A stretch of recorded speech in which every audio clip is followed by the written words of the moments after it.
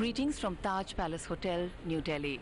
With more than 300 delegates from India and across the world gathered here, we're all set to bring you live the proceedings of the inaugural ceremony of the 15th Asia Media Summit.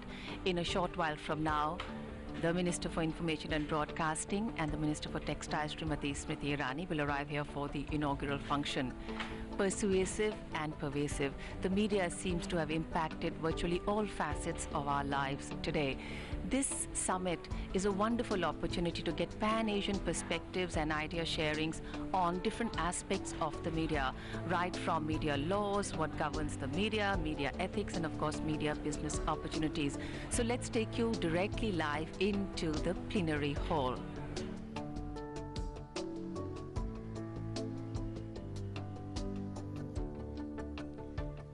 The hall for the plenary session is now full with delegates who have come from more than 200 countries, and there are 200 delegates from SAARC, ASEAN countries, East Asia, Australia, Africa, Syria, Uzbekistan, USA, China. So really huge representation from across the world. And we have seen that conferences like these are very critical in same-paging people with different sensibilities, different experiences, and different views on technology and the media. In fact, the conference provides a unique opportunity for broadcasters in the Asian region to share their thoughts on soft and hardware aspects of broadcasting. This summit will encourage regional and bilateral dialogue and cooperation to respond to challenges to the broadcasting sector in the region. In the past few decades, the Asian media landscape has become transnational in terms of both consumption and production. And keeping this in mind, the theme, Telling Our Stories, Asia and More, of this summit is very, very relevant. Many Asian countries have witnessed emerging and new media that is not limited by their national boundaries. In fact, pan-Asianization of national media content has altered lifestyles, attitudes, and perceptions of Asians. And a huge population, a huge proportion of the world population lives in these represented countries. As citizen sovereignty is becoming more salient on the new technological information platforms, public opinion is playing a more influential role in the formation of content. The chief guest for today, Minister for Information and Broadcasting and the Minister for Textiles, Srimati Smriti Irani, has arrived for the inaugural session.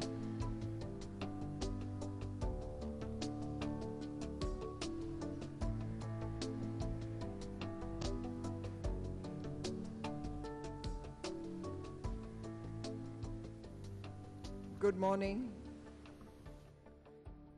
dignitaries, honored guests, ladies and gentlemen. On behalf of the Ministry of Information and Broadcasting, Government of India, the Institute of Mass Communications and Broadcast Engineering Consultants India Limited, I'd like to welcome you all to the 15th Asia Media Summit of the Asia Pacific Institute for Broadcasting Development 2018. The theme is Telling Our Stories, Asia and More. The Asia Pacific Institute for Broadcasting Development is an intergovernmental organization in the field of electronic media development, which organizes seminars, conferences, and training programs for participants from member countries. This 15th Media Summit will provide a unique opportunity for broadcasters in the Asia-Pacific region to share their stories and experiences, as well as latest technological developments. It will also encourage a dialogue for cooperation to meet future challenges in the broadcasting sector. With 228 foreign delegates, this summit has representatives from more than 39 countries.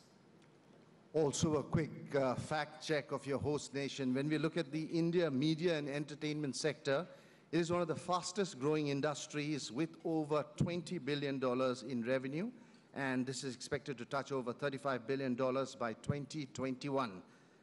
Television dominates currently. We have over 800 television channels, out of which 400 are news and current affairs. Yes, we love our news. And 450 are general entertainment channels. We have about 154 million subscribers in television and is the second largest subscription TV market in the Asia-Pacific region. We also have 407 million newspaper readers. That's why we love our news so much. India is one of the highest spending and fastest growing advertising markets globally, expected to touch $10.59 billion by the end of this year. We're very honored on this occasion to welcome the Honorable Minister for Information and Broadcasting and Textiles, Government of India, Srimati Smriti Zubin Irani, and we'd like to welcome her with a bouquet of flowers.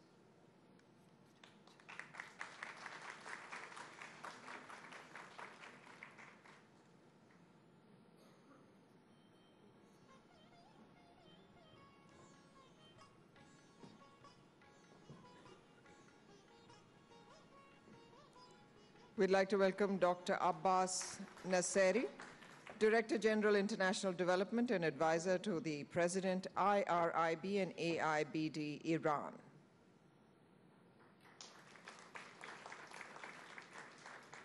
We'd like to welcome Mr. Shigeru Aoyagi, Director, UNESCO, New Delhi Office.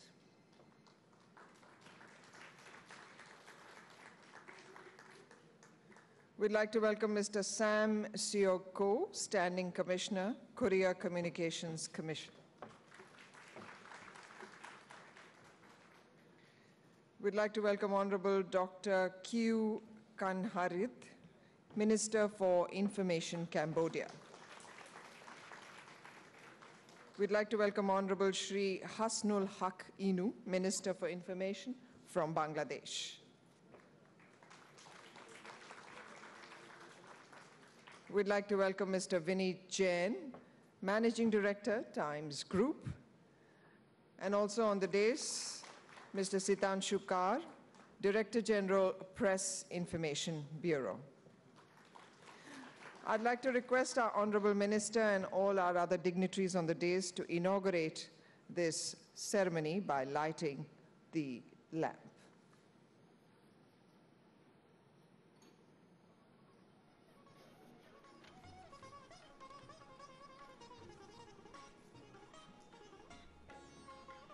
We start all our programs with the lighting of the auspicious lamp. Many of you all will ask us, why is this done? Well, light is knowledge, which removes ignorance represented by darkness. We light the lamp and bow to it. We bow to knowledge, which is the greatest wealth of all.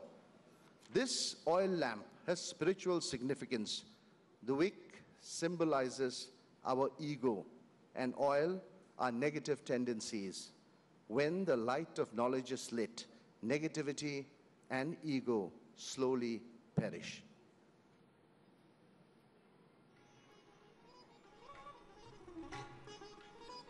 I'd now like to request the Director General, Public Information Bureau, Shri Sitanshu Kar, to formally welcome the gathering.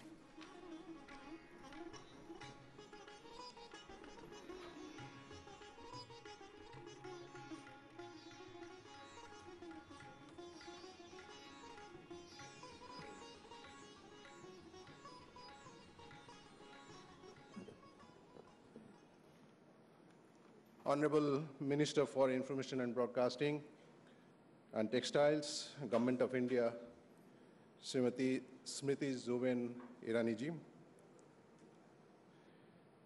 His Excellency Mr. Hassanul Haq Inu, Minister of Information, Bangladesh, His Excellency Dr. Q Kanrit, Minister of Information, Cambodia,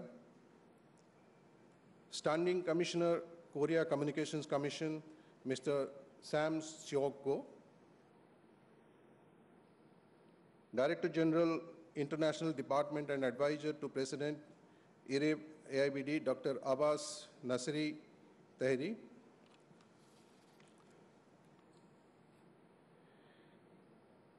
Mr. Shigeru Ayogi, Director, UNESCO New Delhi Office, Managing Director of the Times of India Group, Sri Vinit Jain, distinguished delegates, fellow travelers, ladies and gentlemen. It gives me immense pleasure to extend a warm welcome to all of you on behalf of the Ministry of Information and Broadcasting, Government of India, to this historic 15th Asia Media Summit 2018 in this historic city of Delhi. It's only a matter of coincidence that the theme of the summit, telling our stories, Asia and more, is being discussed in this ancient city, having a history of over 2,000 years, and during which it has witnessed many ups and downs in its checkered past, much of which has gone into the city's folklore. The city's history evokes animated debate even today. So the setting is perfect, and I believe the weather is also favorable. The weather in this part of the year can be quite challenging. However, I must confess that ever since the arrival of our distinguished guests, the weather god has been kind to us, and we have been rewarded with some cool showers. I hope this trend continues till Saturday at least, when you go out to explore the city a little more. Ladies and gentlemen, as we just heard, India, a country of 1.3 billion people, has a strong tradition of storytelling. Making it a little contextual, it's a country of 23 major languages and as many as 720 dialects. It's also a country where 65% of the population is below 35 years of age. It gives me a sense of awe and disbelief as I look back and connect the theme of the summit in my life and career as a public communicator for over 3 decades. I come from a background in time and space where much of the early education was through storytelling. That primal, soft tool for communicating ideas, driving home a point, influencing others through mental imagery, and inculcating values and transferring cultural imprints. Over the years, while the core concept has remained the same, the media used for storytelling have undergone metamorphosis propelled by convergence technologies. And here, change is the only constant. As Professor Henry Jenkins of MIT would define it, media convergence is an ongoing process occurring at various intersections of media technologies, industries, content, and audiences. It's not an end state. We are in the cusp of revolutionary shifts in the way we think, the way we tell our stories, the way we conceive our business plans, and the way we take a relook at our legal framework as we inch towards incorporating artificial intelligence and other technological innovations and practices in media industry. These are some of the topics which would be coming up for discussion, and it would be a festival of ideas of storytelling in the next 2 days, as the participants and delegates from diverse backgrounds share cross-country experiences. I must say that AIBD has been prudent and far-sighted in selecting the theme for the summit, as in these times when technological changes have been huge, it is of vital importance that we revisit the most basic component of the communication, that of storytelling. Thank you very much.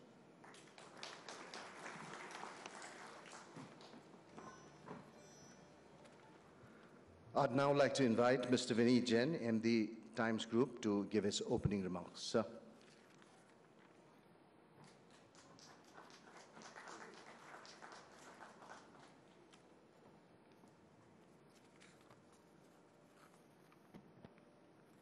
Honorable Minister for Information and Broadcasting, distinguished delegates, ladies and gentlemen.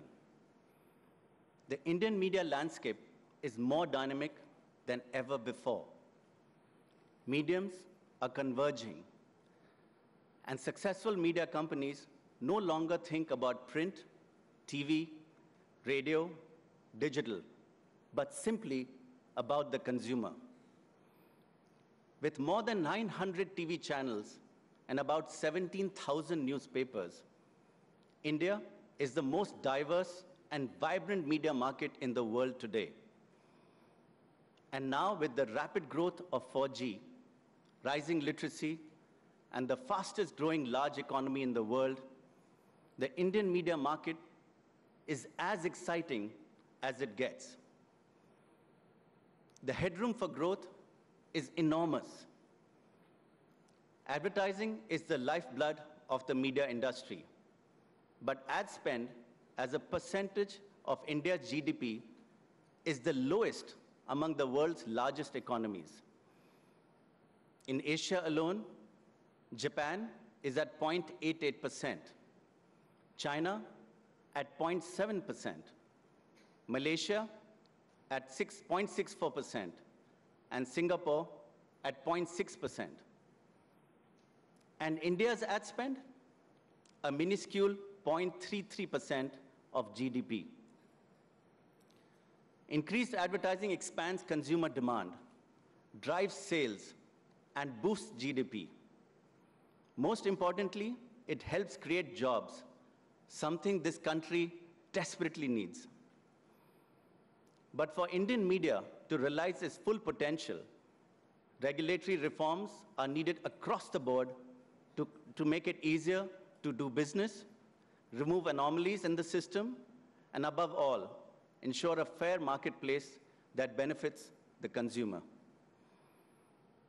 Today, e-commerce companies, telecom operators, and social networks all seek to play a role as major media players.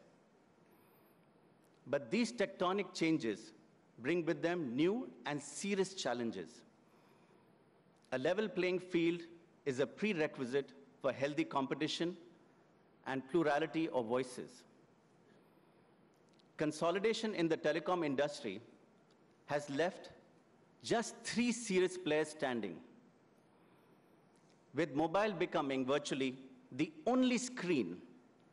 Telcos will control what you watch, read, consume, and transact, leading to a near monopoly situation. The government must discourage further mergers and acquisitions in telecom because that would drastically limit consumer choice. For the same reason, it should bring laws against telcos owning and favoring its own content over others, just as TV channels are not allowed to own majority stakes in cable networks. India needs a healthy, diverse, and competitive media ecosystem. Net neutrality was an important step, and Times Group supported this position to ensure that pipe owners don't control the message and create walled gardens. And on TV regulation ensured separate ownership of channels and carriage companies to avoid conflict of interest. It's important that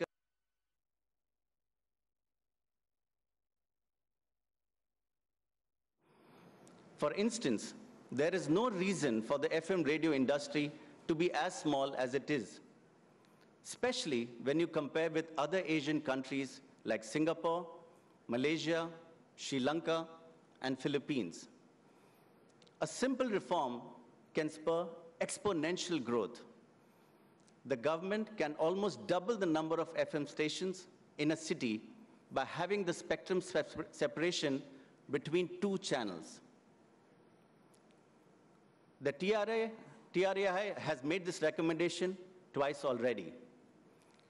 Broadcasters will be able to offer much more variety in content, just like TV channels do. Why can't Delhi and Mumbai, with population of 20 million plus, have 20 channels when smaller cities like Colombo and Manila do.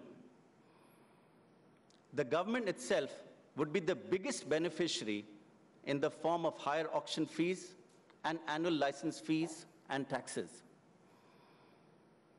The growth of Digital India has enabled a wide range of voices, but it's also brought us to a new post-truth world order, lowering the bar of quality democratic conversation. Digital media platforms like Facebook, Twitter, WhatsApp, and YouTube are enablers of great conversation, but they're also hotbeds for misinformation, propaganda, and the spread of fake news. They have realized that unverified content can attract attention and revenues. India must take a more proactive stance by holding a digital platform accountable for the content they propagate, just as any other media company is held accountable for what it publishes or broadcasts. This is not a simple issue, but it is a vital one to protect the world's largest democracy. In a world where the line between real and fake news is being blurred, especially on social media, the credibility of print is being increasingly valued by discerning consumers. But sadly, the business model of newspapers is under threat with rising newsprint prices and cutthroat digital advertising.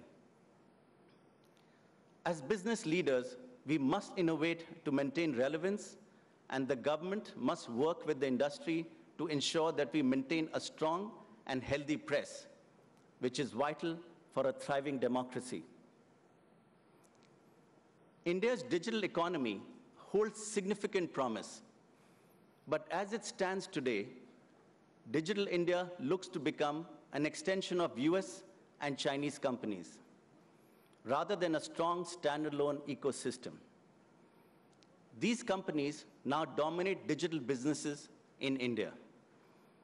They can leverage larger balance sheets and resource from their home markets. Unlike traditional industries, for these companies, expanding into India is as simple as flipping a switch, requiring little investment in India to succeed. In comparison, China's digital economy is one of its major strategic advantages today. China has supported local digital businesses which now contribute more than 20% of country's GDP's growth. It has created millions of high-quality jobs and fostered an entrepreneurial ecosystem that rivals that of the US. Today, most of India's largest internet businesses will be either entirely or heavily owned by American or Chinese companies. This has serious economic and political implications. These digital businesses will become the backbone of media, commerce, information, and finance for India. Foreign companies and agencies will control valuable and extensive data about India, and that should worry us. The Cambridge Analytica Facebook scandal has exposed how this data can be used to damage a country. The lion's share of the value creation from these enterprises passes back to other countries, supporting their own job markets and global competitiveness. Just as cotton was exported out of India under British rule to be spun into yarn and sold back to India, today, data is being siphoned by global platforms, making them stronger and commoditizing the Indian market. We must proactively protect our national interests with laws to ensure data stays within India and is governed by Indian laws. Economically, we have the most aspiring entrepreneurs in the world. But ultimately, our political and economic ecosystem should view them with pride and support them to become champions of India on a global stage. Simply put, India is the most exciting media market in the world. It has the opportunity to become a major driver of India's GDP growth and job creation. With proper nurturing and support, it can be a major source of global pride, the way the IT sector was in the 1990s.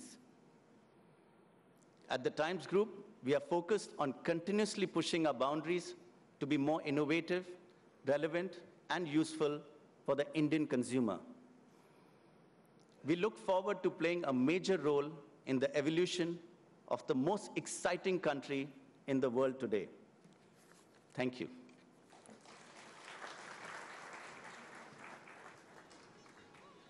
Thank you, Mr. Vineet Jain.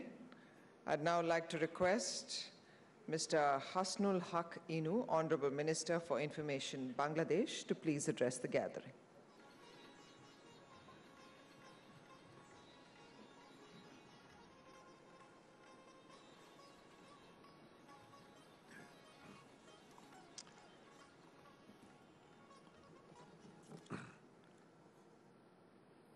Her Excellency Sriti Juben Irani, Union Minister of Textiles, Information and Broadcasting of India, other ministers, dignitaries, ladies and gentlemen. Well, let me greet you on behalf of the 160 million peoples of Bangladesh. And I recall, as I'm in India now, the great war we fought in 1971 when the peoples of India and the government of India stood by us. We liberated our country in 1971. So I pay my homage to the martyrs of 1971 War of Liberation, the Indian soldiers, more than 4,000, who laid their lives. Besides, side by side, with our freedom fighters, we lost 3 million people in that great war of liberation. In 1971, I fought a bloody liberation war under the leadership of our father of the nation, Bangabandhu Sheikh Mujibur Rahman. Now, I am fighting a difficult war against terrorists and cyber criminals to keep the media safe and expanding. Having said that, I do extend my earnest felicitations to the Asia Pacific Institute for Broadcasting and Development for selection of the summit theme, Telling Our Stories, Asia and More. My greetings are not only because that the broadcasters tell our stories to the world, but also for the reason that there are much more to tell. We in Asia may take pride in housing 60% of the world's population in 30% of the Earth's landmass.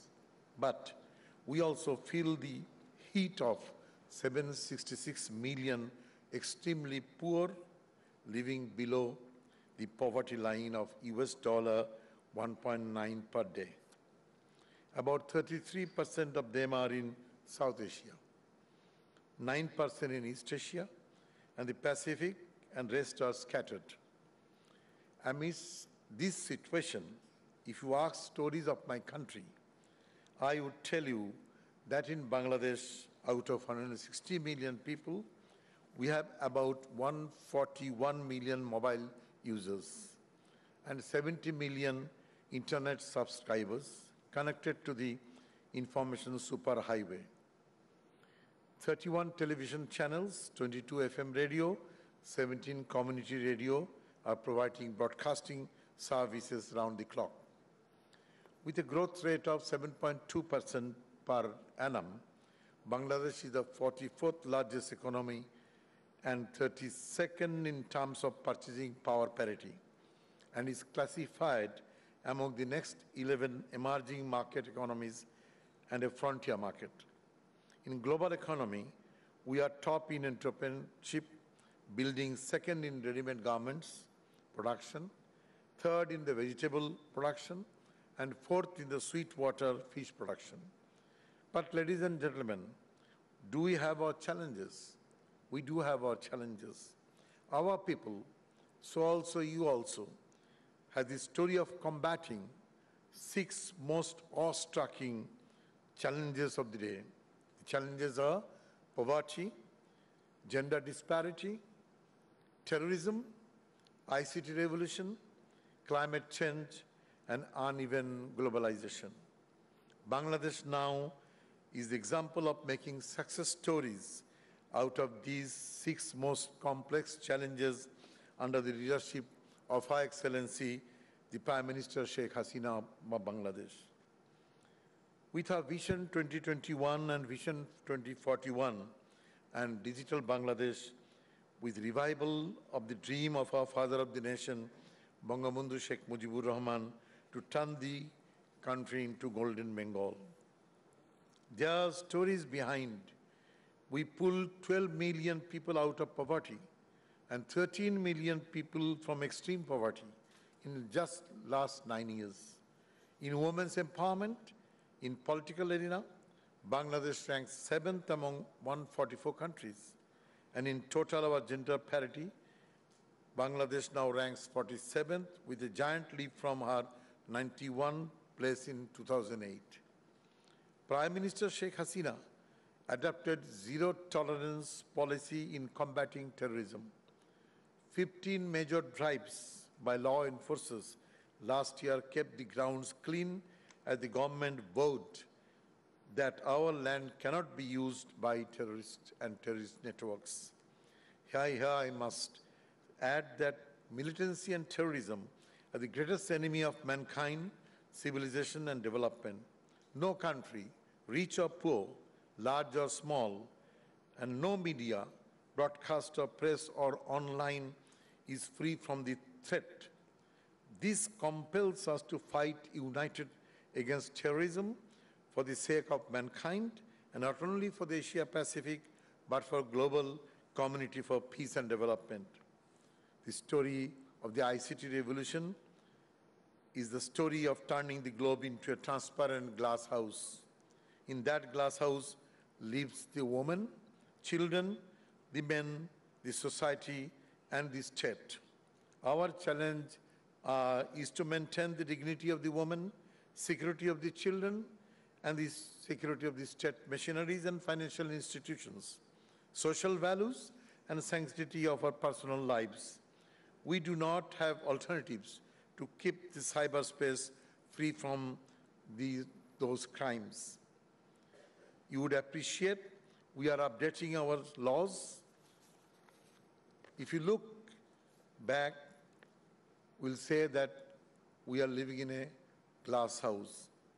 Our scientists are inventing flood-tolerant, resilient seeds to take care of the poverty. So, at the end, let me say that globalization is a trend we cannot stop. Rather, we should, but we put every effort to make it an even one. I say strong regionalism is the most effective policy in this case. Strong neighborhood, strong regional cooperation is the way forward to even and disparity-free globalization.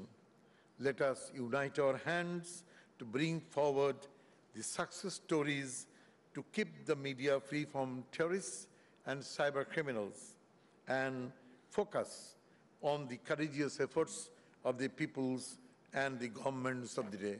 Thank you very much. Jai Bangla.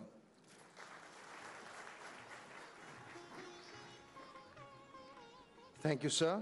I'd now like to invite Dr. Hugh Kanti Harat, Honorable Minister of Information, Cambodia, to address this gathering.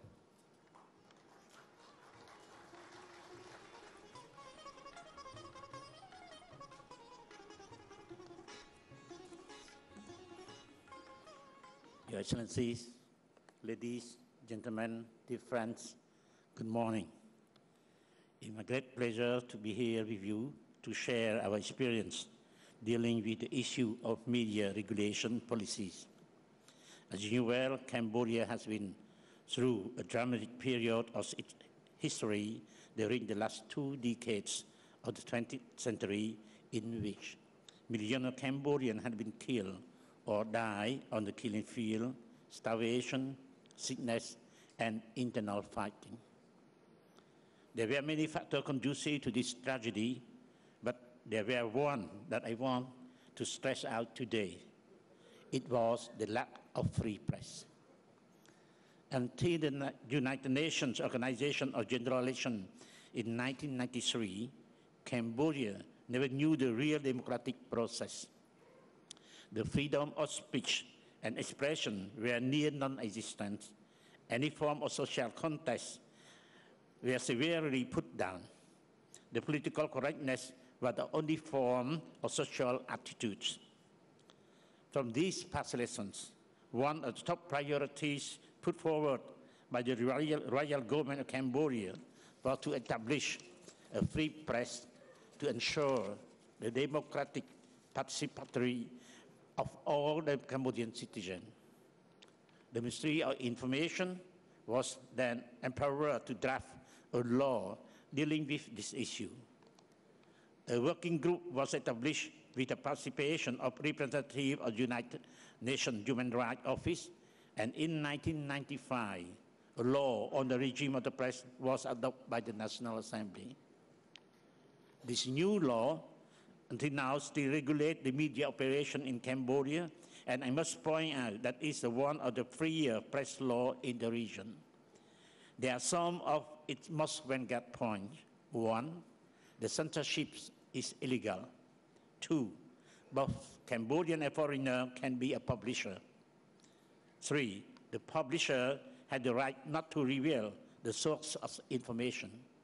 4, no jail terms for expression published in newspaper. Thanks to this law, Cambodia has seen a booming of a multitude of media.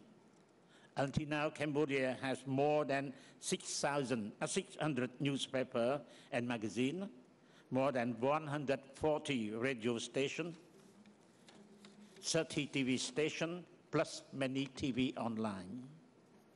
However, there are some remarks on this figure.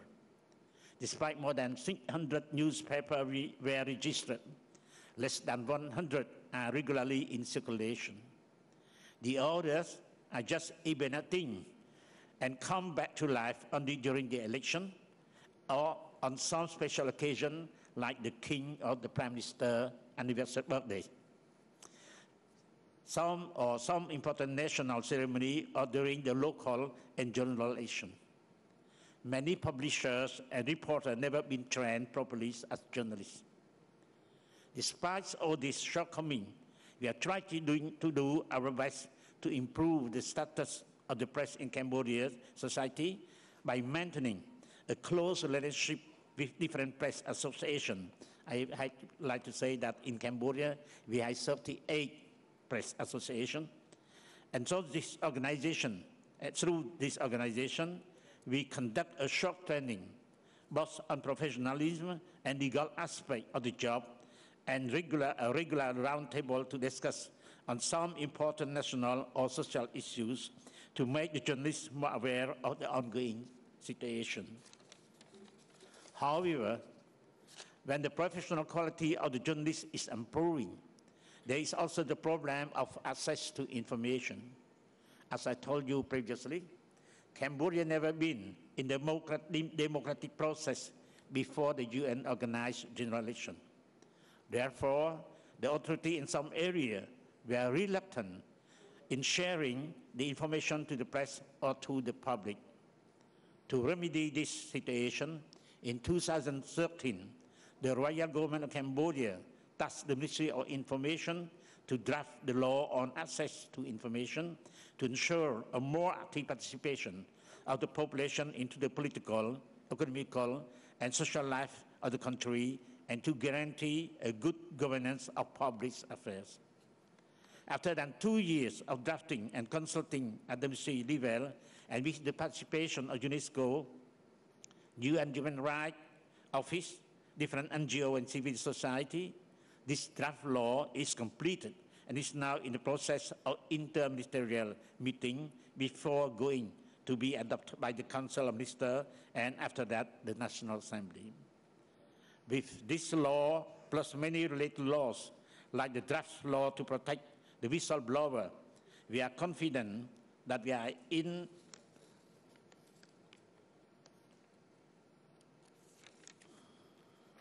a positive path to establish a free press in Cambodia, thus preventing any abuse of power and news manipulation for political or personal gains. Your Excellencies, ladies, gentlemen, and friends, to conclude my short presentation, may I extend our wish to the leaders and people of India, staff of the organizing committee, manager and staff of the AIBD, all distinguished delegates to have very good health and great success. Thank you.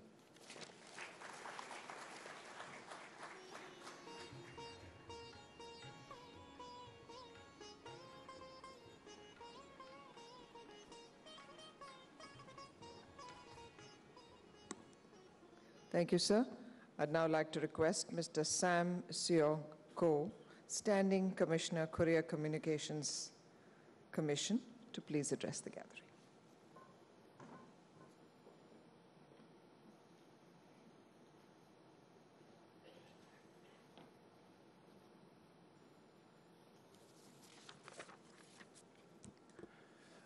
Good morning, ladies and gentlemen. I am Sam Seo Ko, Standing Commissioner of KCC, Korea. Korea wishes to cooperate more with the coordinate here today. We will continue to contribute to international society in broadcasting and communication. I will explain more in my presentation in the next session. I hope today's event will be very successful. Thank you.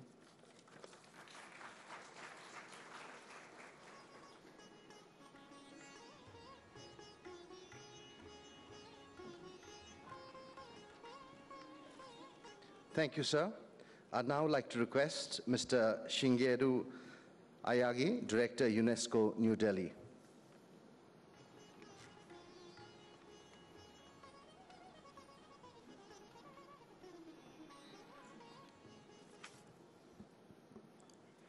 Honorable Srimati Irani, the Minister of Information and Broadcasting, India. Honorable Mr. Enu, the Minister of the Information, Bangladesh. And Honorable Minister Kangha Lit, the Minister of Information, Cambodia. Dr. Taheri from Iran. Mr. Ko from Korea. And Mr. Jain from MD Times Group and organizer.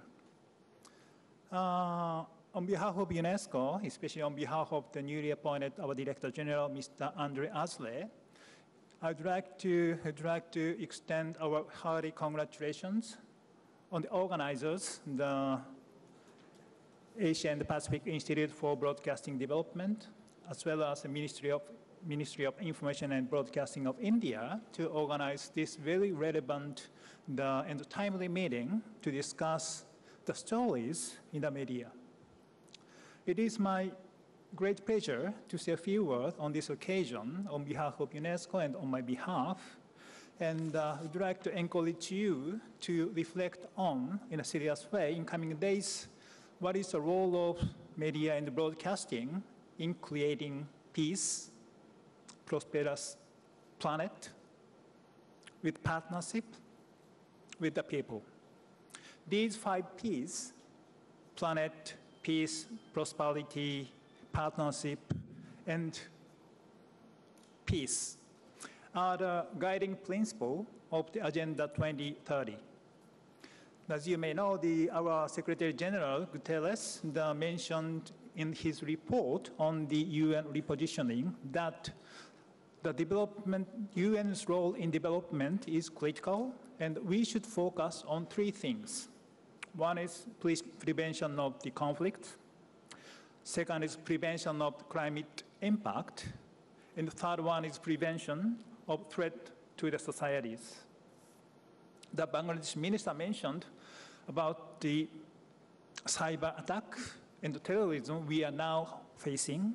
And also the minister of Cambodia mentioned the role of media and then the misinterpretation or manipulation of the news and the stories. We are facing a very tough time. We are having the new advancement of the technologies.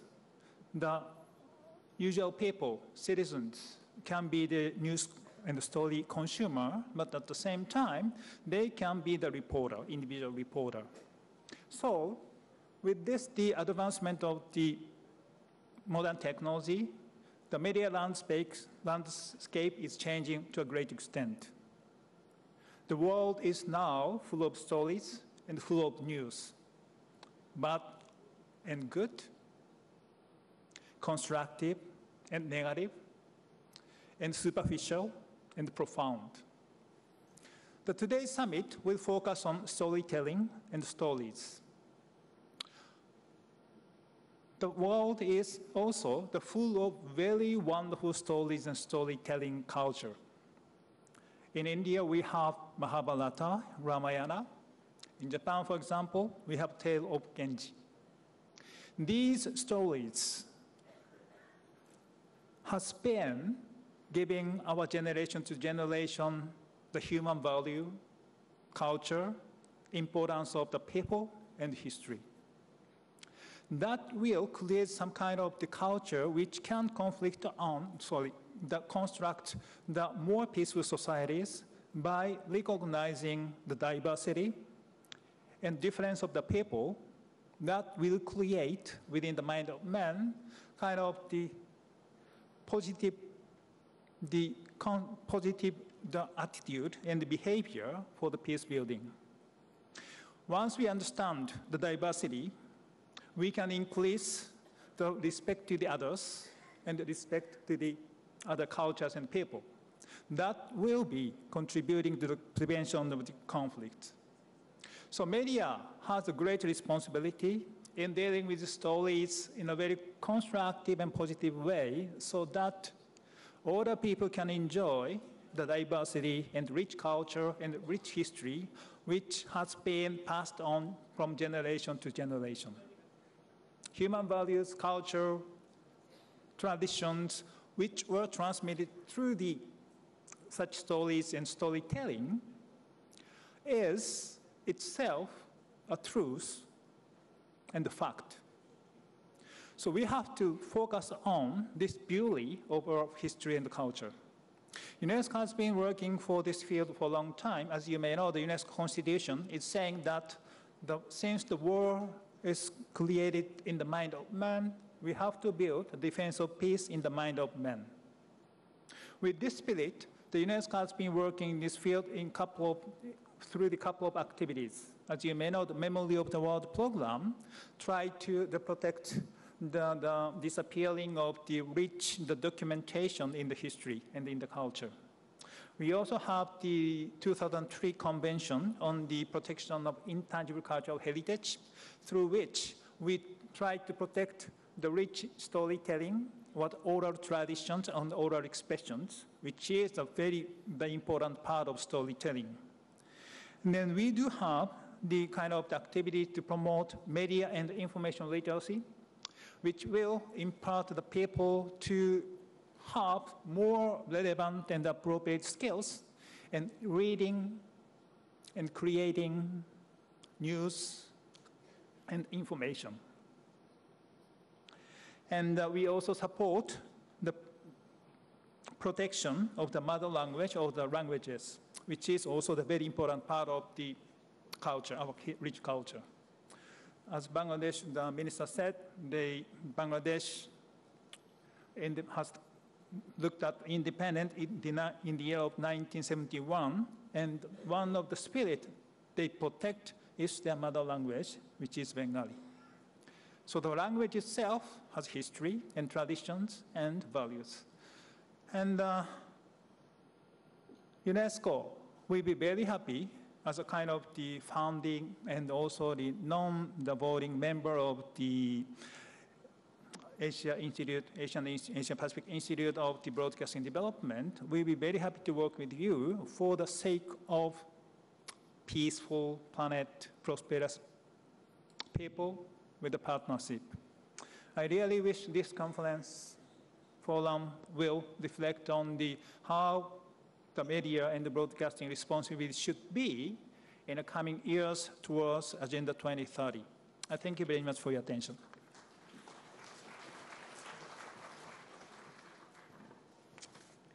Thank you, sir. I'd now like to request Dr. Abbas Nasseri Taheri, Director General, International Department and Advisor to President IRIB and AIBD Iran, to please address the gathering.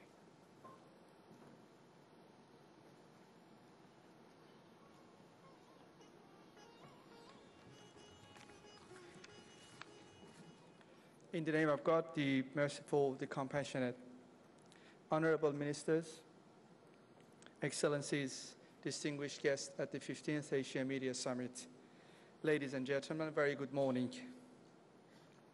At the outset, I wish to welcome all the esteemed guests from all over the world to the city of New Delhi, which reflects a rich cultural and artistic legacy.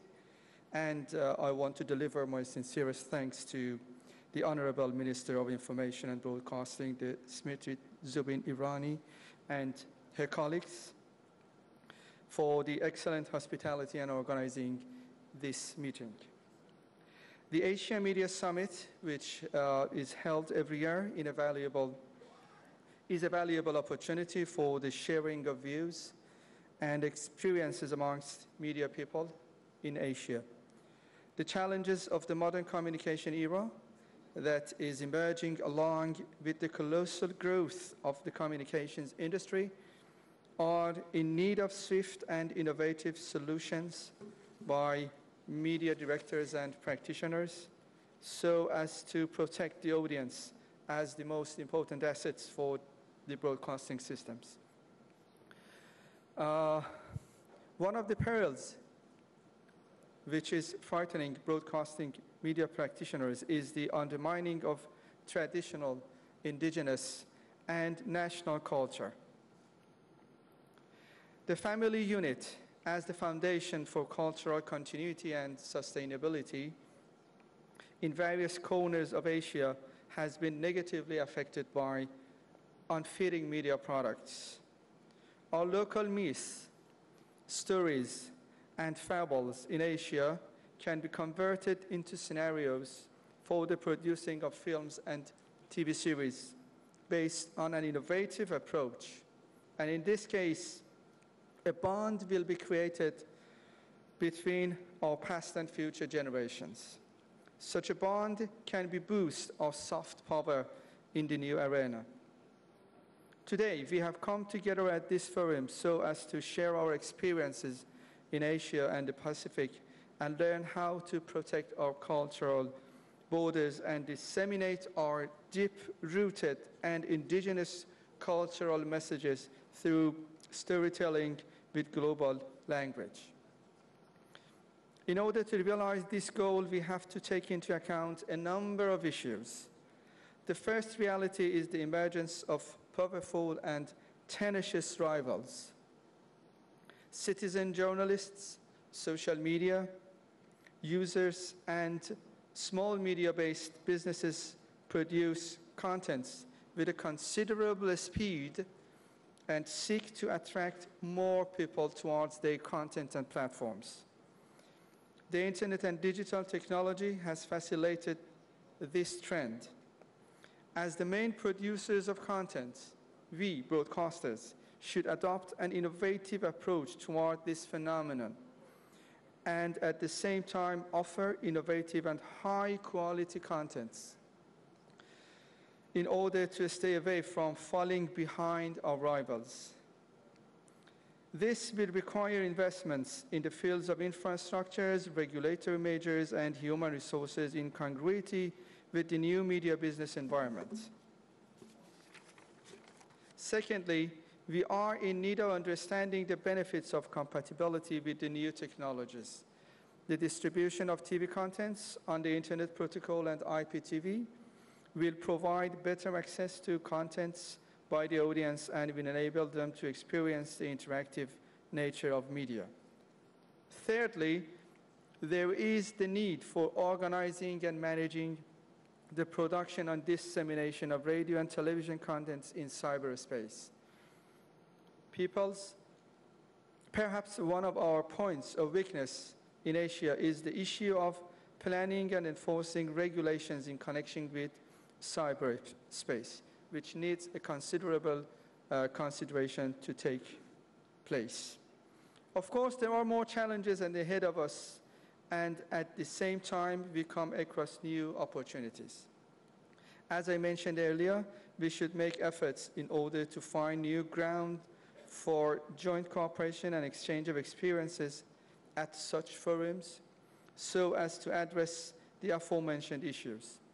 I'm certain that the media directors, the media practitioners and professionals from Asia and the world, based on their novel and innovative ideas, will open a new chapter in the era of modern media.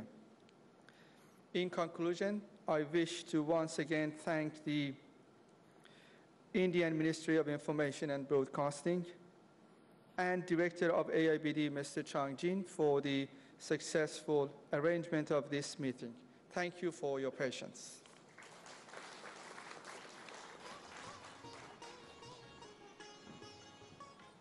Thank you, sir. We now have a video message from Deputy Secretary General Amina J. Mohammed of the United Nations. If you can play the message, please. Ladies and gentlemen, I'm really pleased to send greetings from the United Nations to all of you who have gathered in Delhi for the 15th Asia Media Summit. Media practitioners and policymakers have a crucial role in shaping the development of this vast continent and ensuring it is inclusive, resilient, and sustainable. In our digital age, people the world over have access to more information more quickly than ever before. But in the spirit of the global village, first envisaged half a century ago by the great media theorist Marshall McLuhan, it is essential that we bridge the digital divide and enable each woman and man, girl and boy, to participate meaningfully in their community and beyond. The media has an essential role in providing accurate and objective reporting and reflecting people's aspirations and challenges. Media institutions are the foundations of the Fourth Estate. They are indispensable in informing people, galvanizing support, and holding leaders, society, and the private sector to account.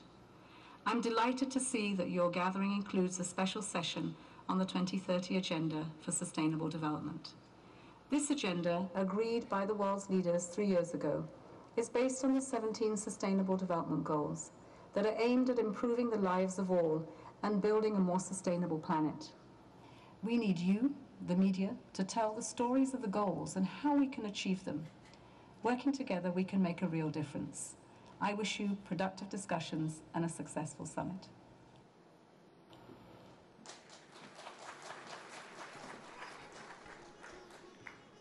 I now request the Honourable Minister for Information and Broadcasting and Minister for Textiles, Government of India, Madam Smriti Zubin Irani, to please address the gathering.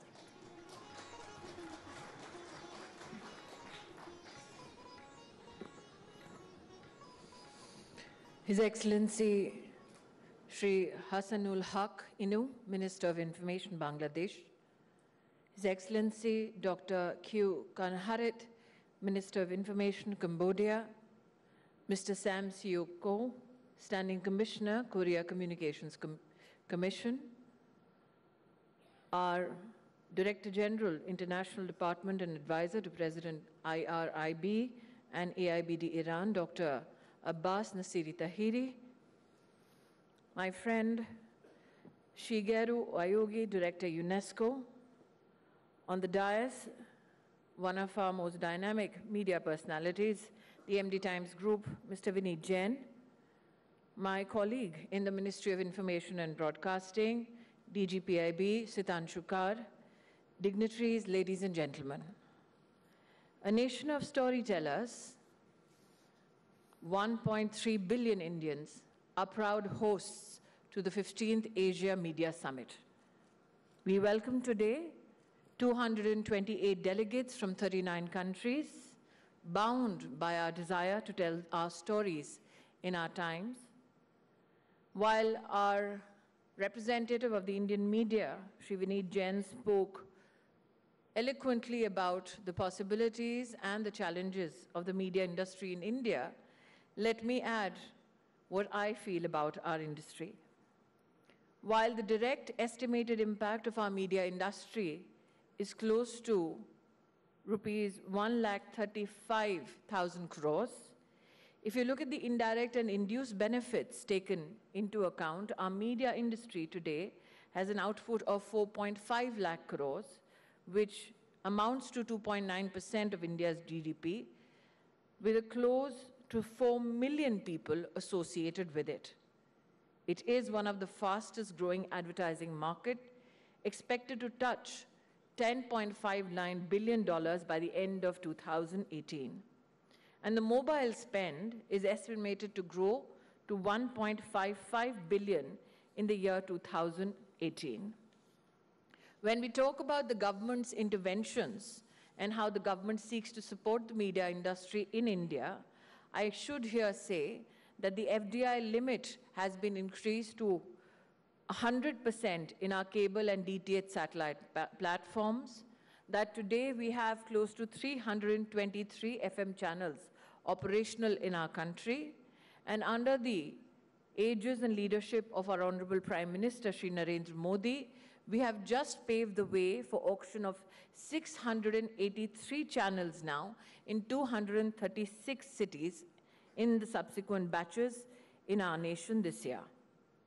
I must add here that we have a vibrant community radio system in our country. With 215 community radio stations operational, we have 100 more in the pipeline. In our endeavor to encourage the community radio movement in our country, we have increased our subsidies for setting up community radio stations from 50% to 90% in our northeastern states and 75% to other states, subject to a maximum limit of 7.5 lakhs.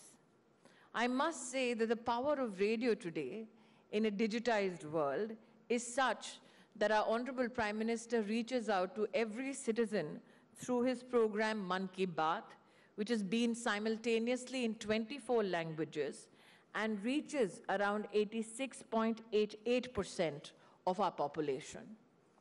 But today we come together under one roof to discuss our values and our storytelling capacity. What are the kind of stories that we want to tell?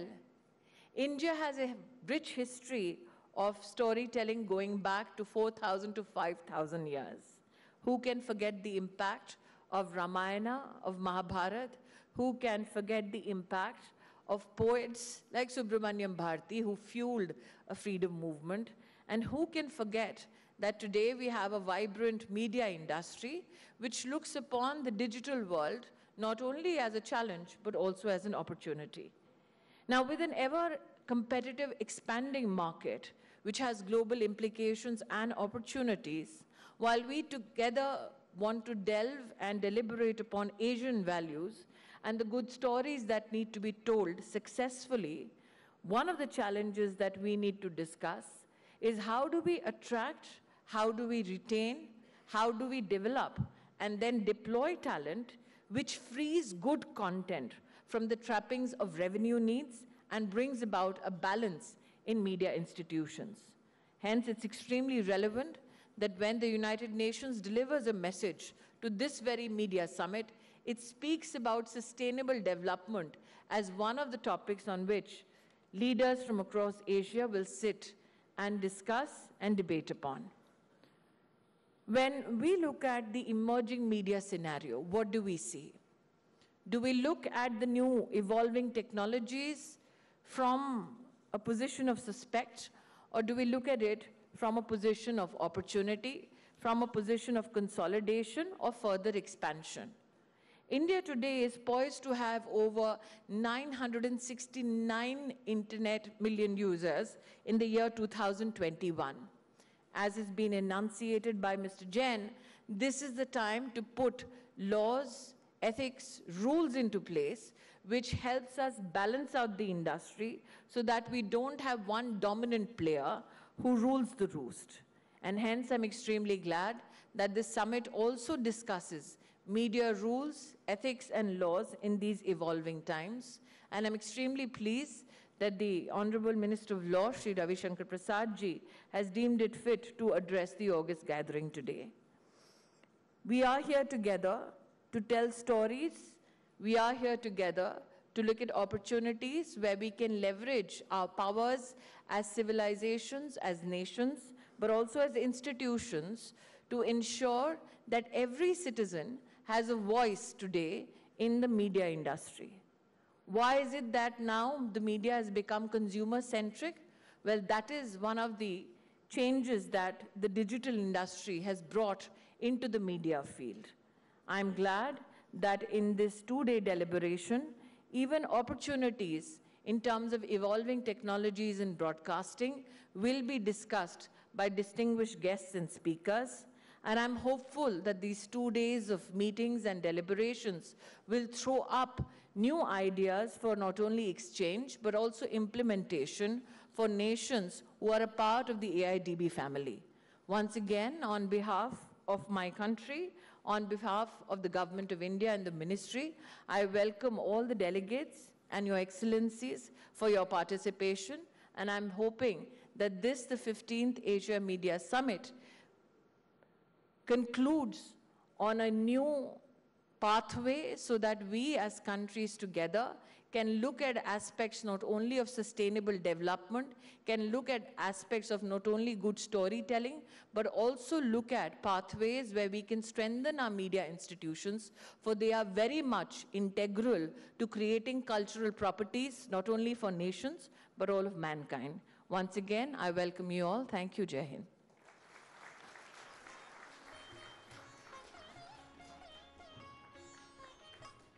Thank you, ma'am. We are all looking forward to a very engaging summit. We are all grateful to our distinguished guests on the dais for taking part in this inaugural session. And as a token of appreciation, I would like now to invite Mr. George Kuruvilla, CMD Bessel, to present the mementos on behalf of the organizers. First, to our Honorable Minister, Srimati Smriti Zubin Irani.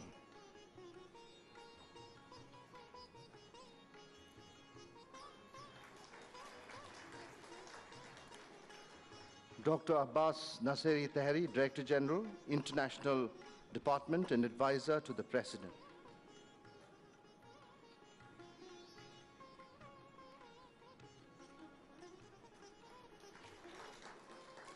Mr. Shingeru Ayagi, Director, UNESCO, New Delhi.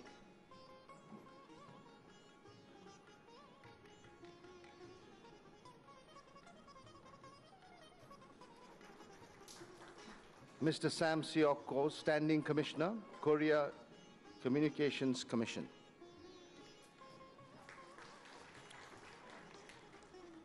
Dr. Hugh Kan Harit, Minister of Information, Cambodia.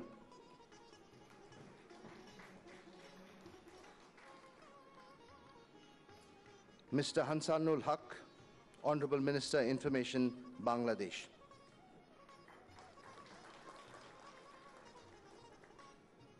Mr. Vineet Jain, MD, Times Group.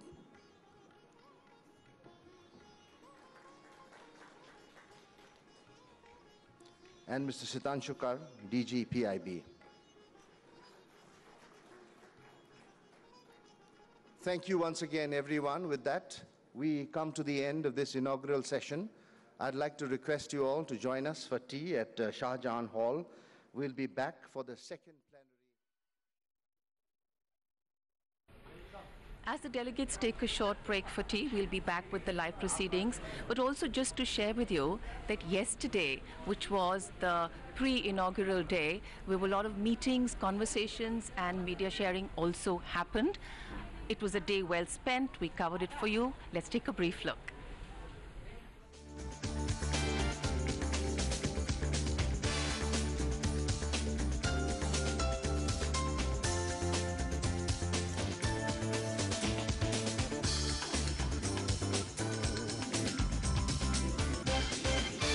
Social media is your friend.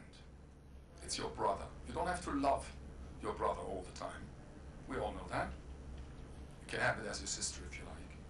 But if you accept my saying that radio is a social medium and that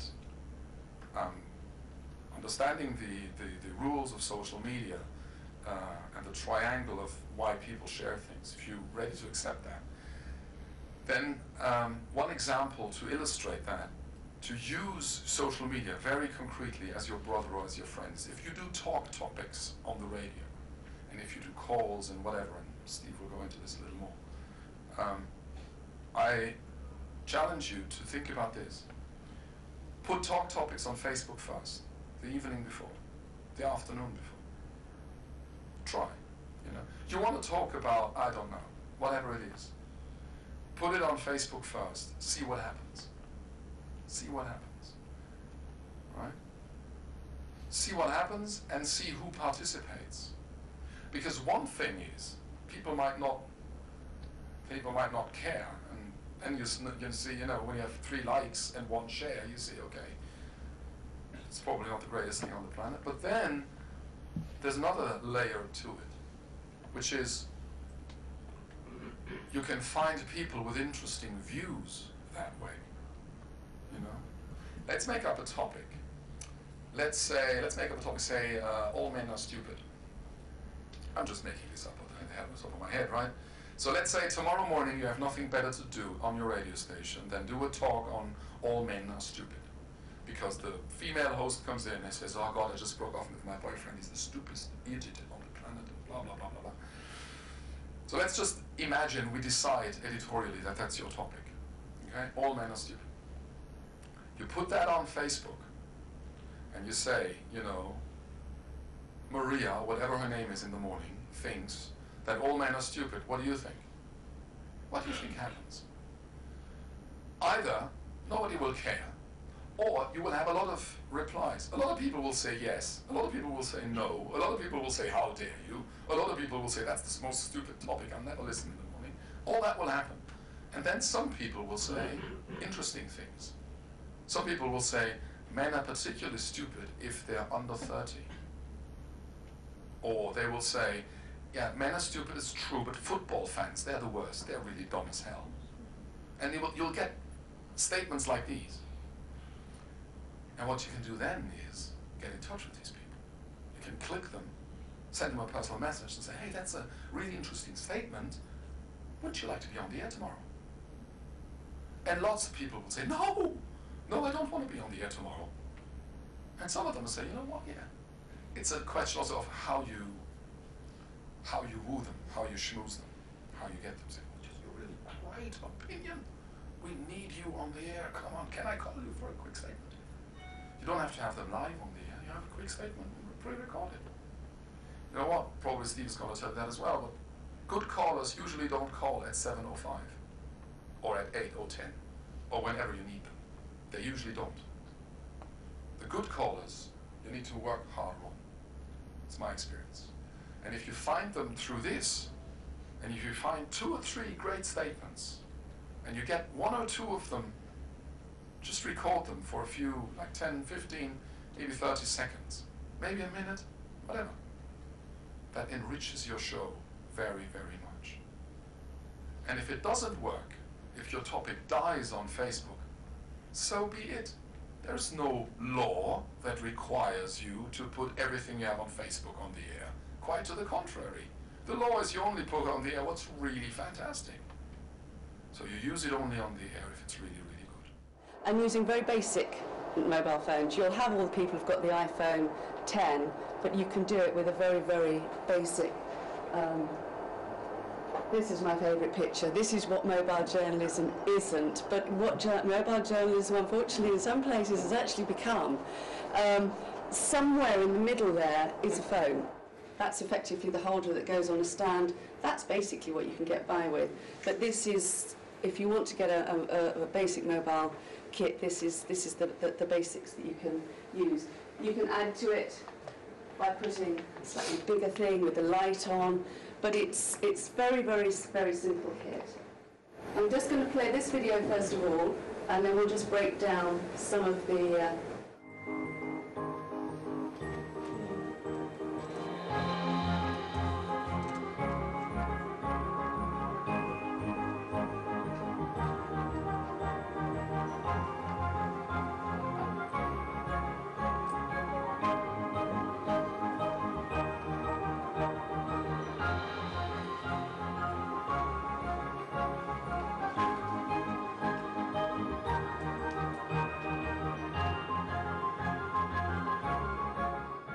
Our topic today is improving your talkback sessions. Now, I know in Asia some people don't recognise the term talkback.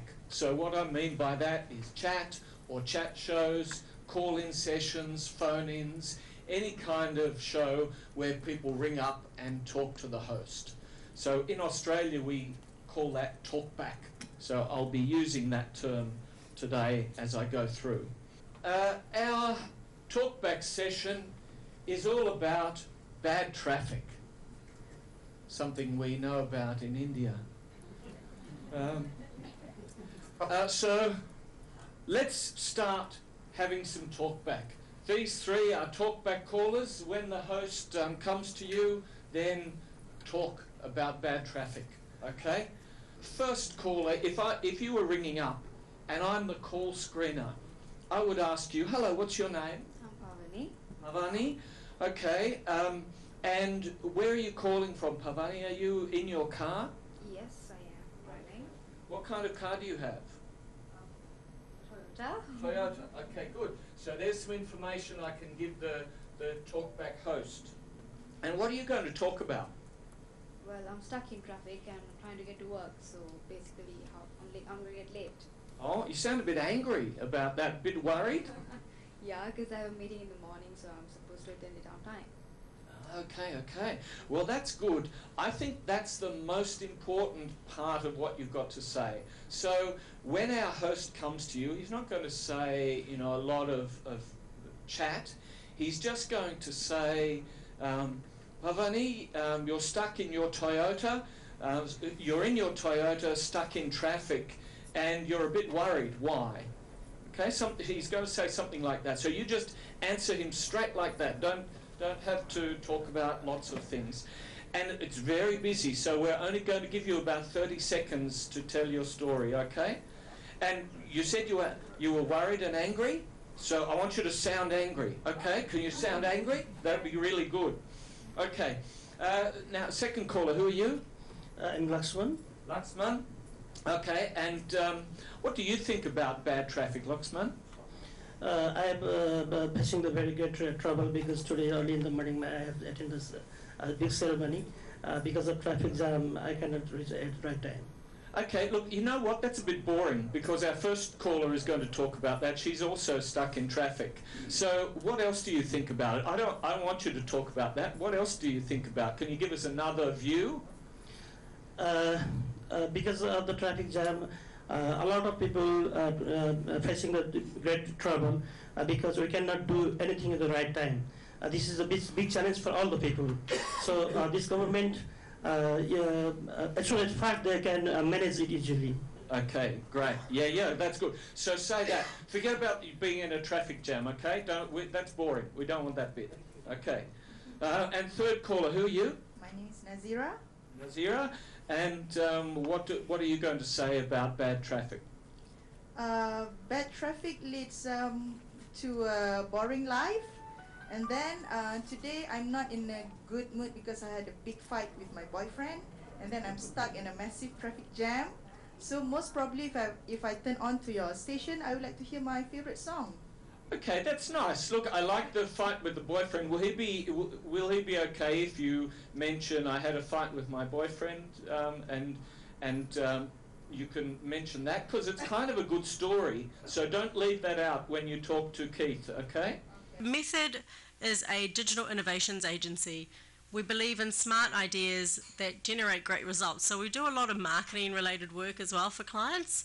So we bring together strategy, technology and creativity to create experiences for marketing, entertainment and tourism and education. So as I mentioned, we've been doing this since 2003 for brands and products, but we're also starting to do some of our own original IP products. And last year we set up our AR/VR arm called M Theory, and under that we're doing a lot of AR/VR specific production.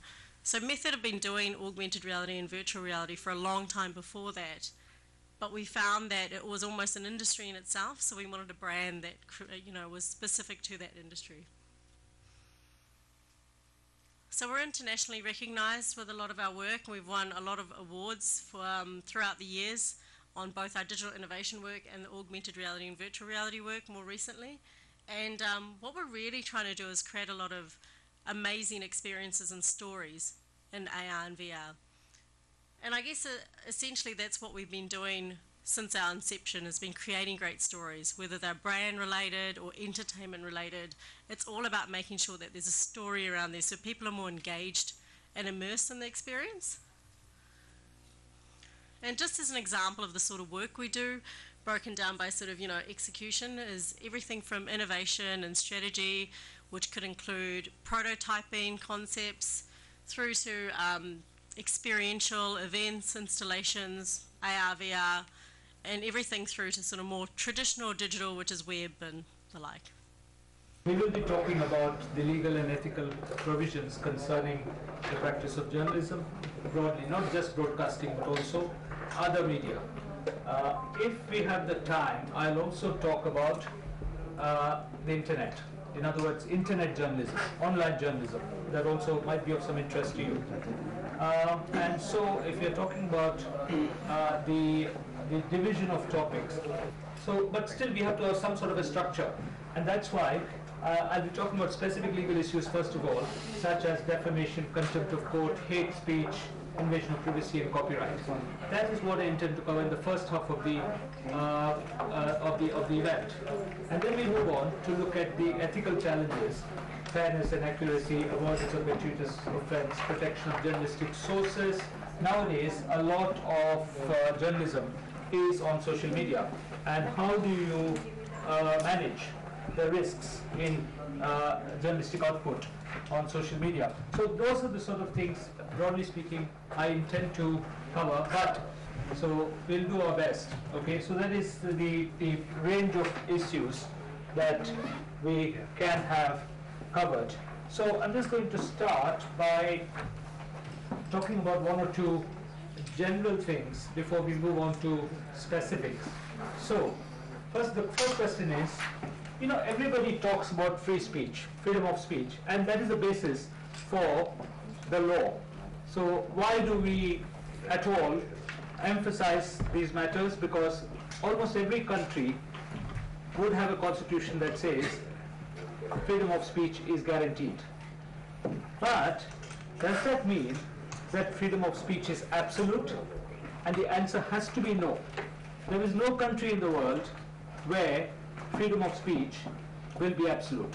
It's impossible, because if you say something that damages another person's reputation, that will not come under freedom of speech.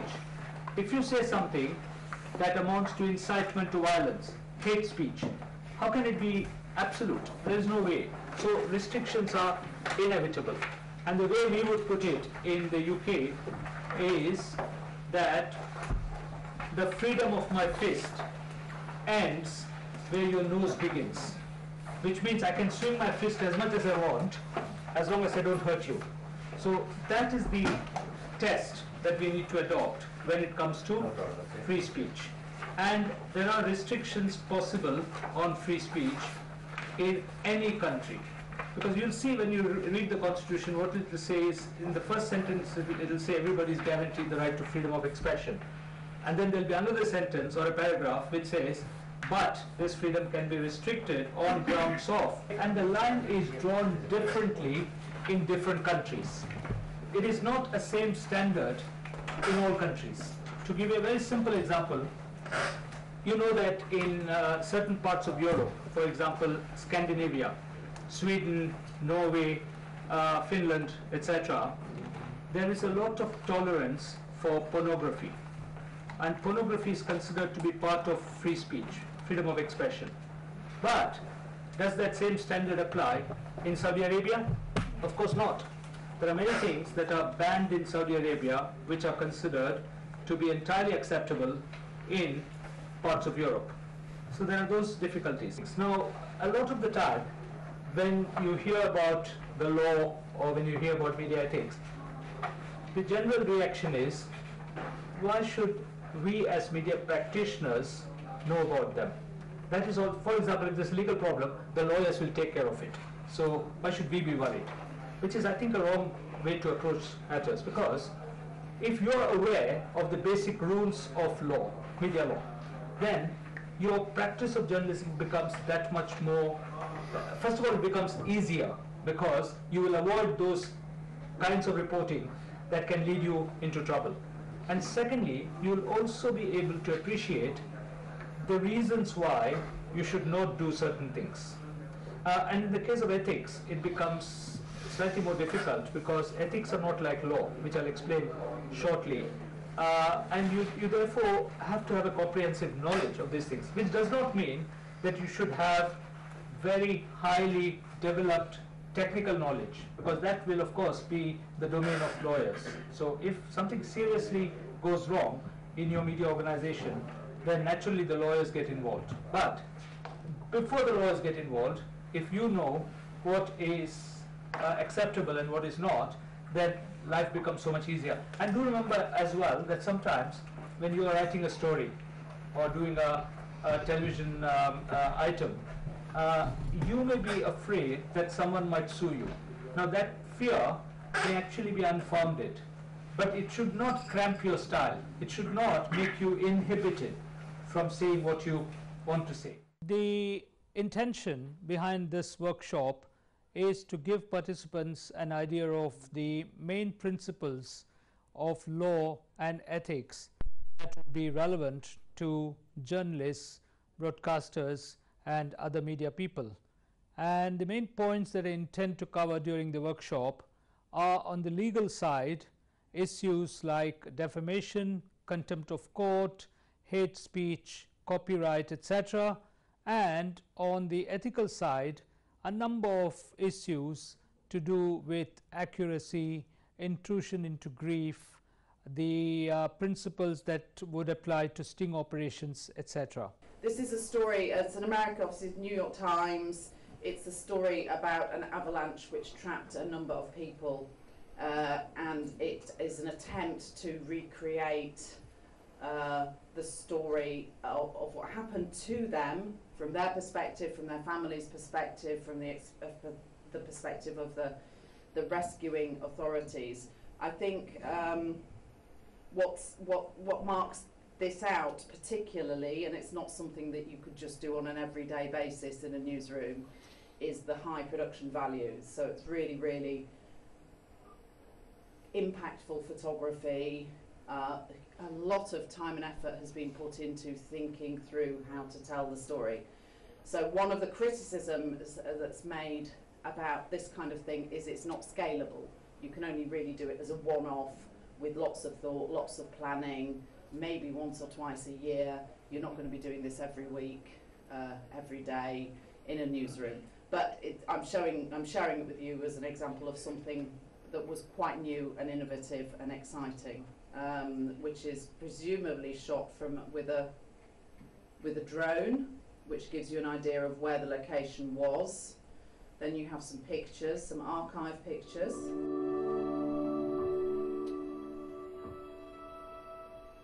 Steam powder is one of the few things that nature offers that gives you such a rush, a high, but a feeling of contentment, of pureness, of bliss.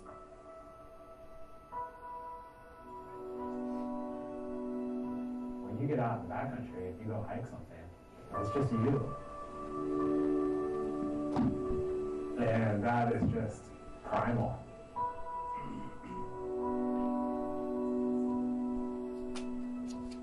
What we all aspire to get, what the industry portrays, is untracked, untainted, sky-deep powder. You become at one with snow. That's the allure to it all. Ultimately, as skiers and skiing fresh snow and being in the backcountry, you're never 100% safe. It's all about mitigating the dangers. It's just so much about the balance of being respectful but having a good time. Once these 44 transmitters are in place, the total will be 663 DTT sites with high power transmitters of about 10 kilowatt or 6 kilowatt. Though earlier we had procured 6 kilowatt transmitters. We will be required to place some gap filler transmitters. Maybe we may have to a little bit adjust something. Some sites we have to provide some other transmitters also. That can be planned in the afterwards only. I am covering 70% for the fixed one, and we are in a position to cover only 29% for the mobile. So around half population, half area is being covered for the mobile purpose, and that too, it will not be uniform throughout the city. As my friend from the Dhaka or Myanmar, I think they were just discussing in the previous session that they are not able to receive the signal in certain territory of that city because of the constraint on the mobile, and because that needs a robust signal, the antenna gain is less, height of the antenna is less naturally in the moving environment, so we need a lot of problem. NTV channel is still popular in Nepal, national channels. We are very much inclusive because we have, as I said, we have 125 multi-language peoples. This cabinet meeting happened in base camp of Everest. So in long term, we have a PSP, still Werner PSP. We are working on PSP program. So challenge make the success everywhere. As we saw this morning, there are numerous challenges because of laws, policies, infrastructure, resources, and this equipment. All these things we have. These challenges we are facing right now. Though we are trying our best to make the success, I hope we can make it. These days, the digital dividend is one of the topic to be discussed across the world. Many countries have carried out successful experiments in the transition from analog to digital, and India has also carried out a lot of experiment since about 20 years. So our delegates in this session will be discussing right from the planning to execution to receiver technologies. Indian experiences are also unique because our topography is very challenging, from hilly terrain to very high-rise buildings to a very plain cities also. So during this period, we will be seeing our unique experiences of various profiles we experimented, which are very useful in the coverage for network planning. Secondly, besides this digital technology, this DTT provides an opportunity for radio, TV, as well as text. We have also experimented in India about the various features, how to make benefit of all these things. So I feel during this day-long seminar workshop, we will be having a good exposure of the various aspect and various variant of the DVB-T technology, right from DVB-T, DVB-H, and DVB-T2 also. So I think at the end of the day, the speakers will make full justice and will give full exposure to the various theories, experiences, and of course the spectral efficiency, which is very much talked about the digital thing. So I will discuss each of these parameters with regard to the total data rate, coverage and other issues. We are normally systems are not able to deliver signal that multiple signals received at that particular location may completely cancel out. This has been the flagship event of AIBD, organized since the year 2004. But this is the first time that we are organizing this event in India. So this is the 15th Asia Media Summit. As a tradition, before the every time before the 2 days of the main body of the conference, Asia Media Summit, we organize some pre-summit workshops. And also, it's also a tradition to organize at least one technological pre-summit workshop, and yours is such an workshop. My name is Karma Yushi. I'm from Bhutan. I came here to attend Asia Media Summit, and I work in Bhutan Infocom and Media Authority. Hello, I'm Salma from Malaysia. Thank you for having us in Delhi. This Asia Media Summit is very resourceful.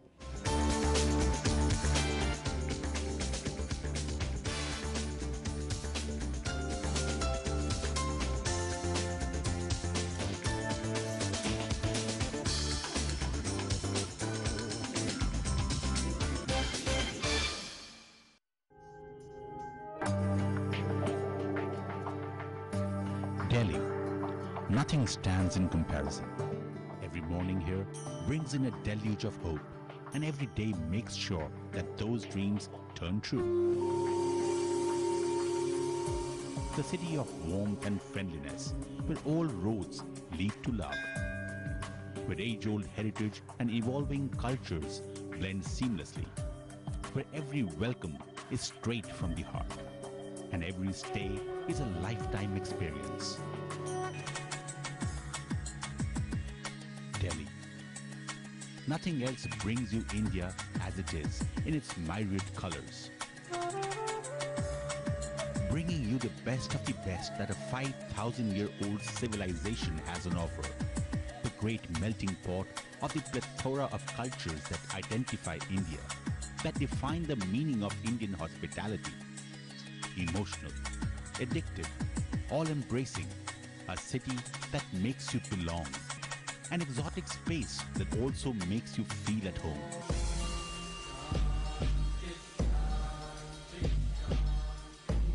Where every face is radiant with trust, and every space scintillates your senses. With something for everyone. A city that serves your senses like nothing else can. Street food with tastes to die for. Platters that cut across cultures. Specialty restaurants that serve the choicest of Indian cuisine. Or best in the class, star-rated award-winning eateries that helps you feast your senses with the finest of international food and the best of ambience to go with it.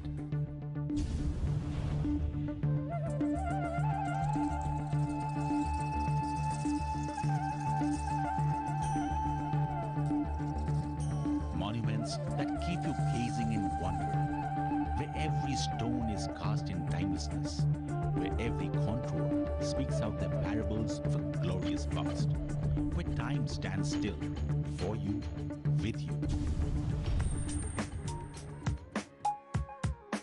In Delhi, you are never alone. Be it the sound of chirping birds that cajole you out of sleep, or just that smile that's worth 1,000 suns, the smile of contentment. Where being green is not just a newfound fad, it's a habit ingrained deep within. Delhi loves to stay fit, a city that prefers to be in shape. Where every avenue leads to a future of aspirations. And every street corner opens up a surprise that enchants and reassures your faith. And every road defines a dream. where you can shop to your heart's content and yet feel craving for more. Be it the dazzle of swanky malls, whatever you need whenever, or the vast variety of Indian crafts, a riot of colors that dazzle, an explosion of senses that engulfs, a flash flood of rustic genius that leaves you awestruck. All of it and more in well-organized shopping spaces. Delhi, a city going places, a city that will take you places effortlessly. Be it on secure, speedy and state-of-the-art metro rails, or on the pollution-free CNG-based efficient transport system crisscrossing the city. Or be it in your own private space, your taxi, safe, secure and efficient. Always ready for a service with a smile. Delhi will keep you enchanted with its indomitable spirit of life and living through making you belong in festivals of hope. Passionate, emotive, endearing, where the exotic and modernity live together. You pick and choose and enjoy to your heart's desire. It's for you to pick and choose. And then it's night over Delhi, but the city is wide awake, ready to welcome your quest of living life to the full with its non-stop beats of craze. Delhi, waiting to steal your heart. Get ready to belong. Get ready to flow with the rhythms of Delhi. We are ready when you are.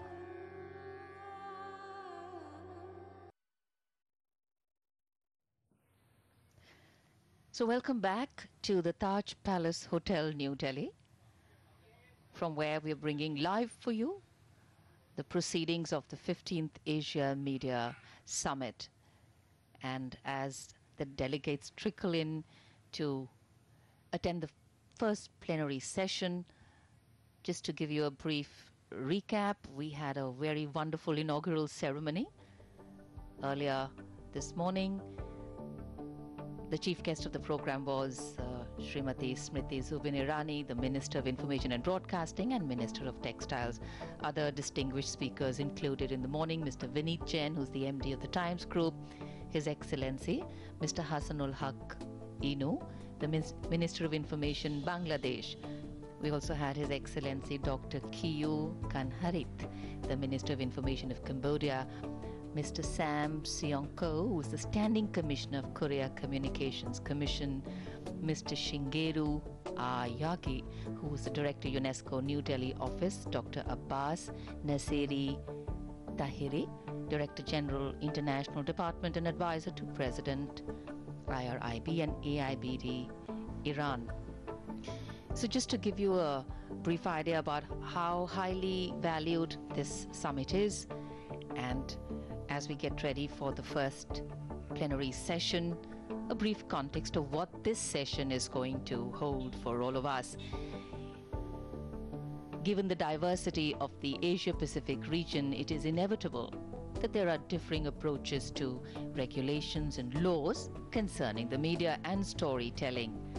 Media think tanks and opinion leaders are constantly at work to devise and regulate policies with a view to avoiding negative implications to society and to amplify the positive. On the other hand, given recent inexpensive technological innovations and the exponential growth in content production, lawmakers in the region have to frequently grapple with concerns about defining acceptable parameters and setting reasonable boundaries for telling stories. The resolution of these tensions remains a perennial challenge. And as experts from across the world gather here to not only share their stories but also share their experiences, it's definitely going to be a summit of some excellent results and excellent thoughts which are going to come up. We have participation from over 200 foreign delegates who are representing 39 countries. From the SAARC, from the ASEAN region, East Asia, Africa, Australia, Syria, Uzbekistan, USA, and China.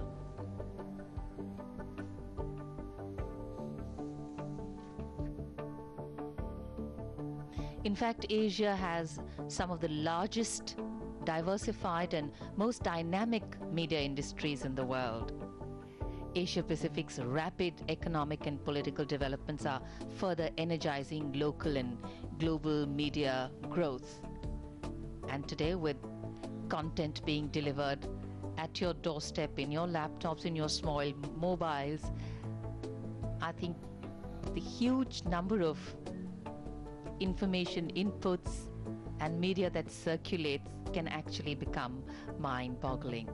And that which seems to occupy a perennial stream in our lives today definitely has often insidious but a slow encroaching effect on everything that we do, and all the more reason how we see rules, laws, governance and opportunities that the media gives us, the various streams, and how media can move from being a powerful tool into an empowering tool.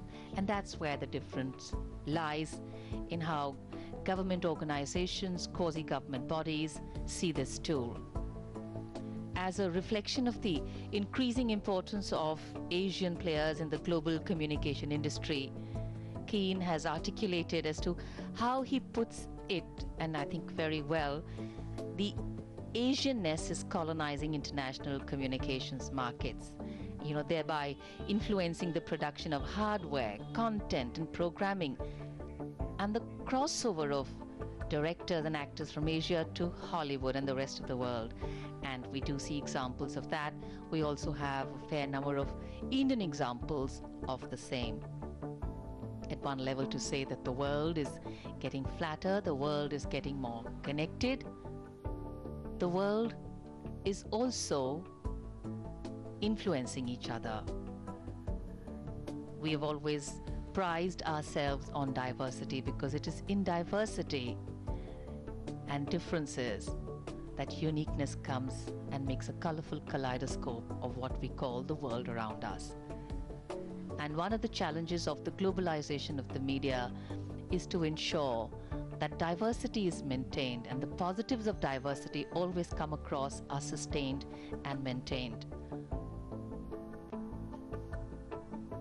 Increasingly, the role of media and communication in influencing social transformation is a fascinating area of study and interpretation today.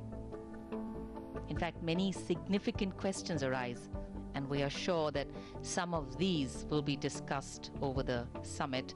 Questions like, what trends have emerged over the past 10 years or so? Will the proliferation of new information and technologies influence the process of democratization in some more authoritarian regimes? Do we need new approaches to understand emerging journalistic practices? The dimensions and dynamics of media reporting, media content creation, and managing are changing.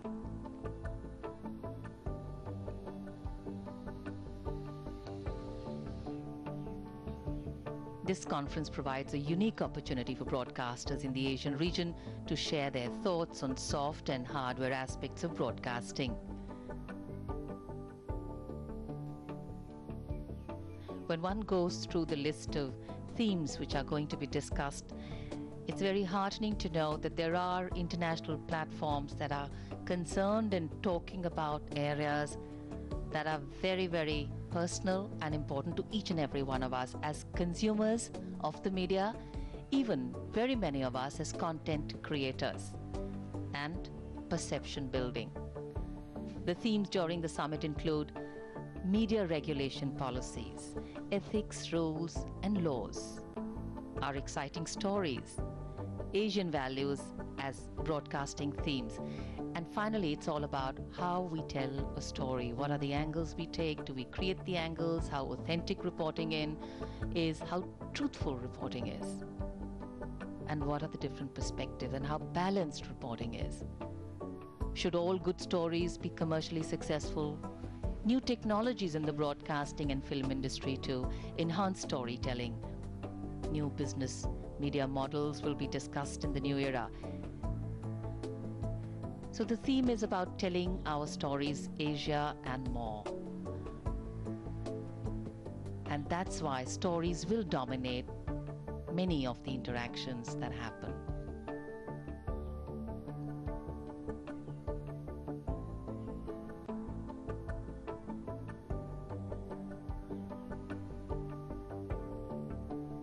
When there is something which connects the world across with such parity, it's very important for that medium to also have certain built-in checks and balances.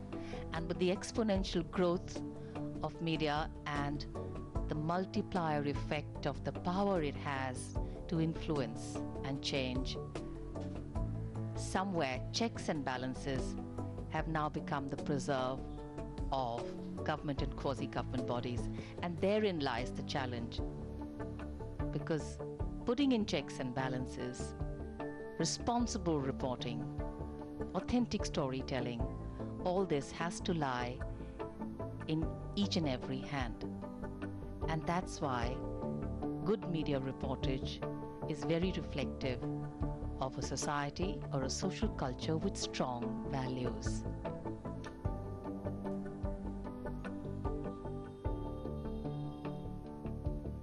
An exciting day for many of the delegates today, as they will now get ready for the first plenary session.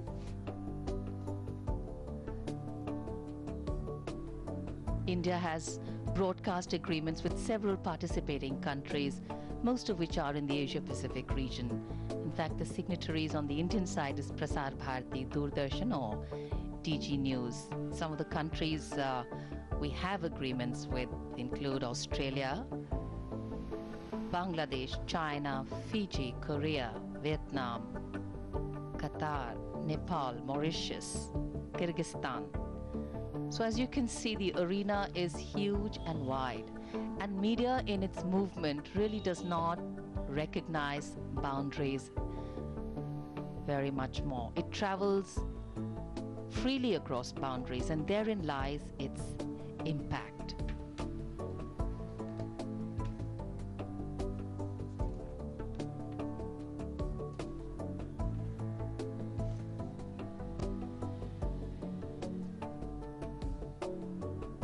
So as the intermingling happens, we also know that there are opportunities for press interaction, for the dignitaries and delegates, networking options, people meeting each other, facilitating for business-to-business meetings.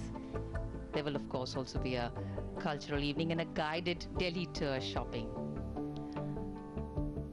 We can't have delegates from across the world coming in and not seeing Delhi, which has by itself so much to offer, as we showed you earlier in a small film that we had.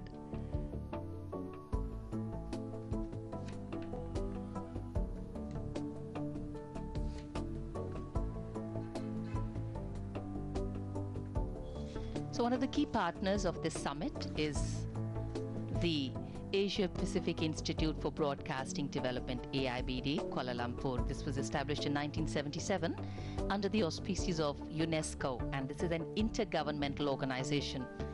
This services countries of the United Nations Economic and Social Commission for Asia and the Pacific in the field of electronic media and development.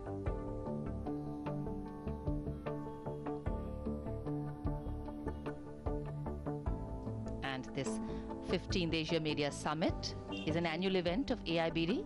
This is being hosted by the Government of India, Ministry of Information and Broadcasting, jointly with the Indian Institute of Mass Communication, IIMC, New Delhi, and Broadcast Engineering Consultants, India Limited.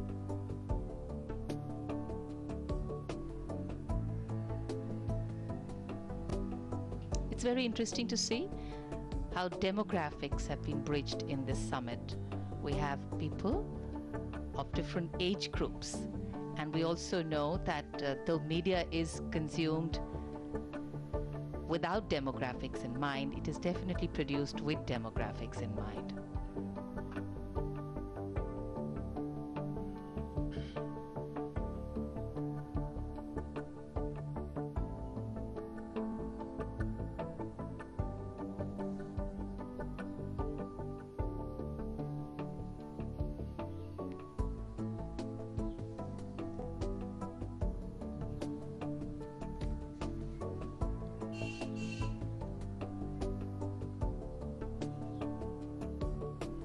We also know that since the beginning of media and the media explosion, there's been a level-headed discussion between great stories versus commercial stories. And needless to say, not all good stories are commercially successful. And commercial success should never be the only standard to evaluate a story. So keeping the theme of this conference in mind, with developments in storytelling techniques, dissemination and promotional strategies, I think it's time to ponder saying, are we at a better position to make some great stories monetarily fruitful offerings? Because for anything to be sustained, it has to be financially viable. And yet finance cannot be the only criteria, not for something which has such a strong power to influence. Yet in the meantime, should and can we create an environment for those stories without being commercially successful to have a proper place in our cultural life?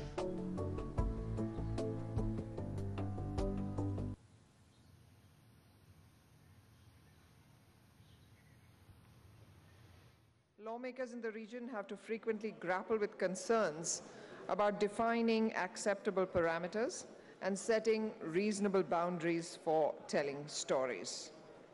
This session on media regulation, policies, ethics, rules, and laws will discuss all these issues. We're very honored to have with us Shri Ravi Shankar Prasad, Honorable Minister for Law and Justice and Minister for Electronics and IT. And we'd like to welcome him with a bouquet of flowers.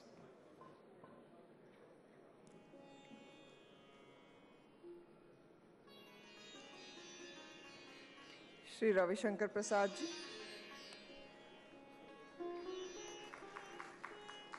We'd also like to welcome Mr. Hasnul Haq Inu, Honorable Minister for Information from Bangladesh. Mr. Sam Seok Ko, Standing Commissioner, Korean Communications Commission.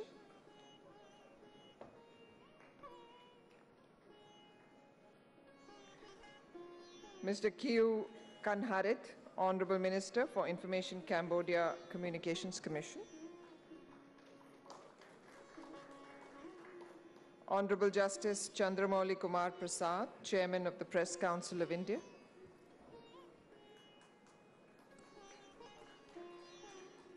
And Dr. Venkat Iyer, who's a media law expert based in Northern Ireland. He's a practicing barrister and a legal academic. He's led initiatives on broadcasting in several developing countries.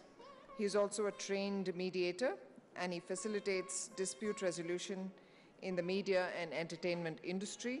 He's also the coordinator for this session, and I'll hand you over to him.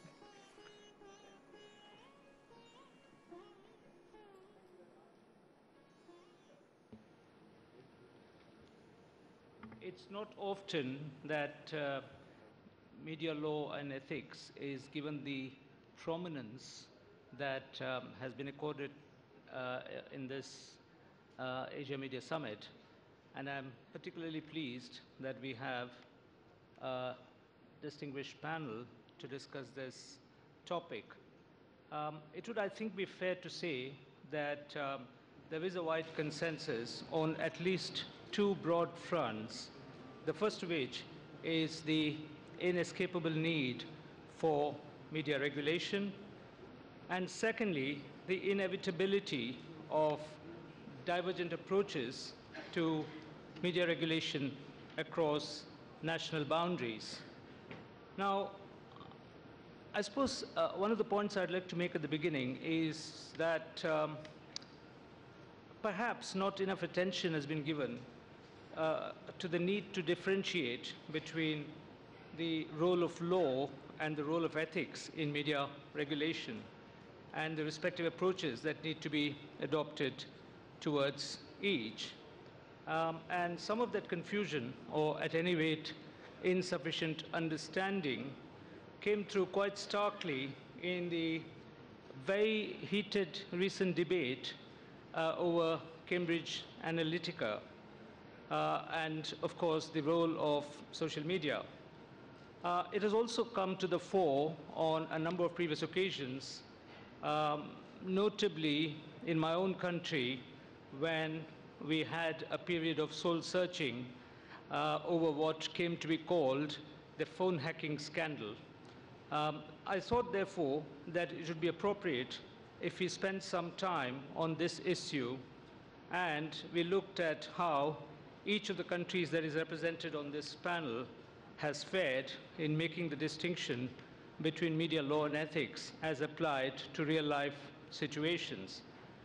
I suspect as well that in the course of this session, there will be references to other hot topics such as fake news, the role of criminal defamation, the fate of public service broadcasting, the manner in which business regulation has to be applied to the media, and of course, inevitably, to the legal and ethical challenges that are posed by social media. What I intend to do is initially ask each of our panelists to speak for hopefully 5 to 7 minutes, just by way of introductory remarks, and then to have a conversation around some of these themes. I'm told as well that there will be opportunities for members of the audience to ask questions, and that will probably take us to the end of the session at about 12:30. So can I first invite Mr. Ravi Shankar Prasad to make his introductory remarks. I'll take 10 minutes. Okay, sure. Thank you.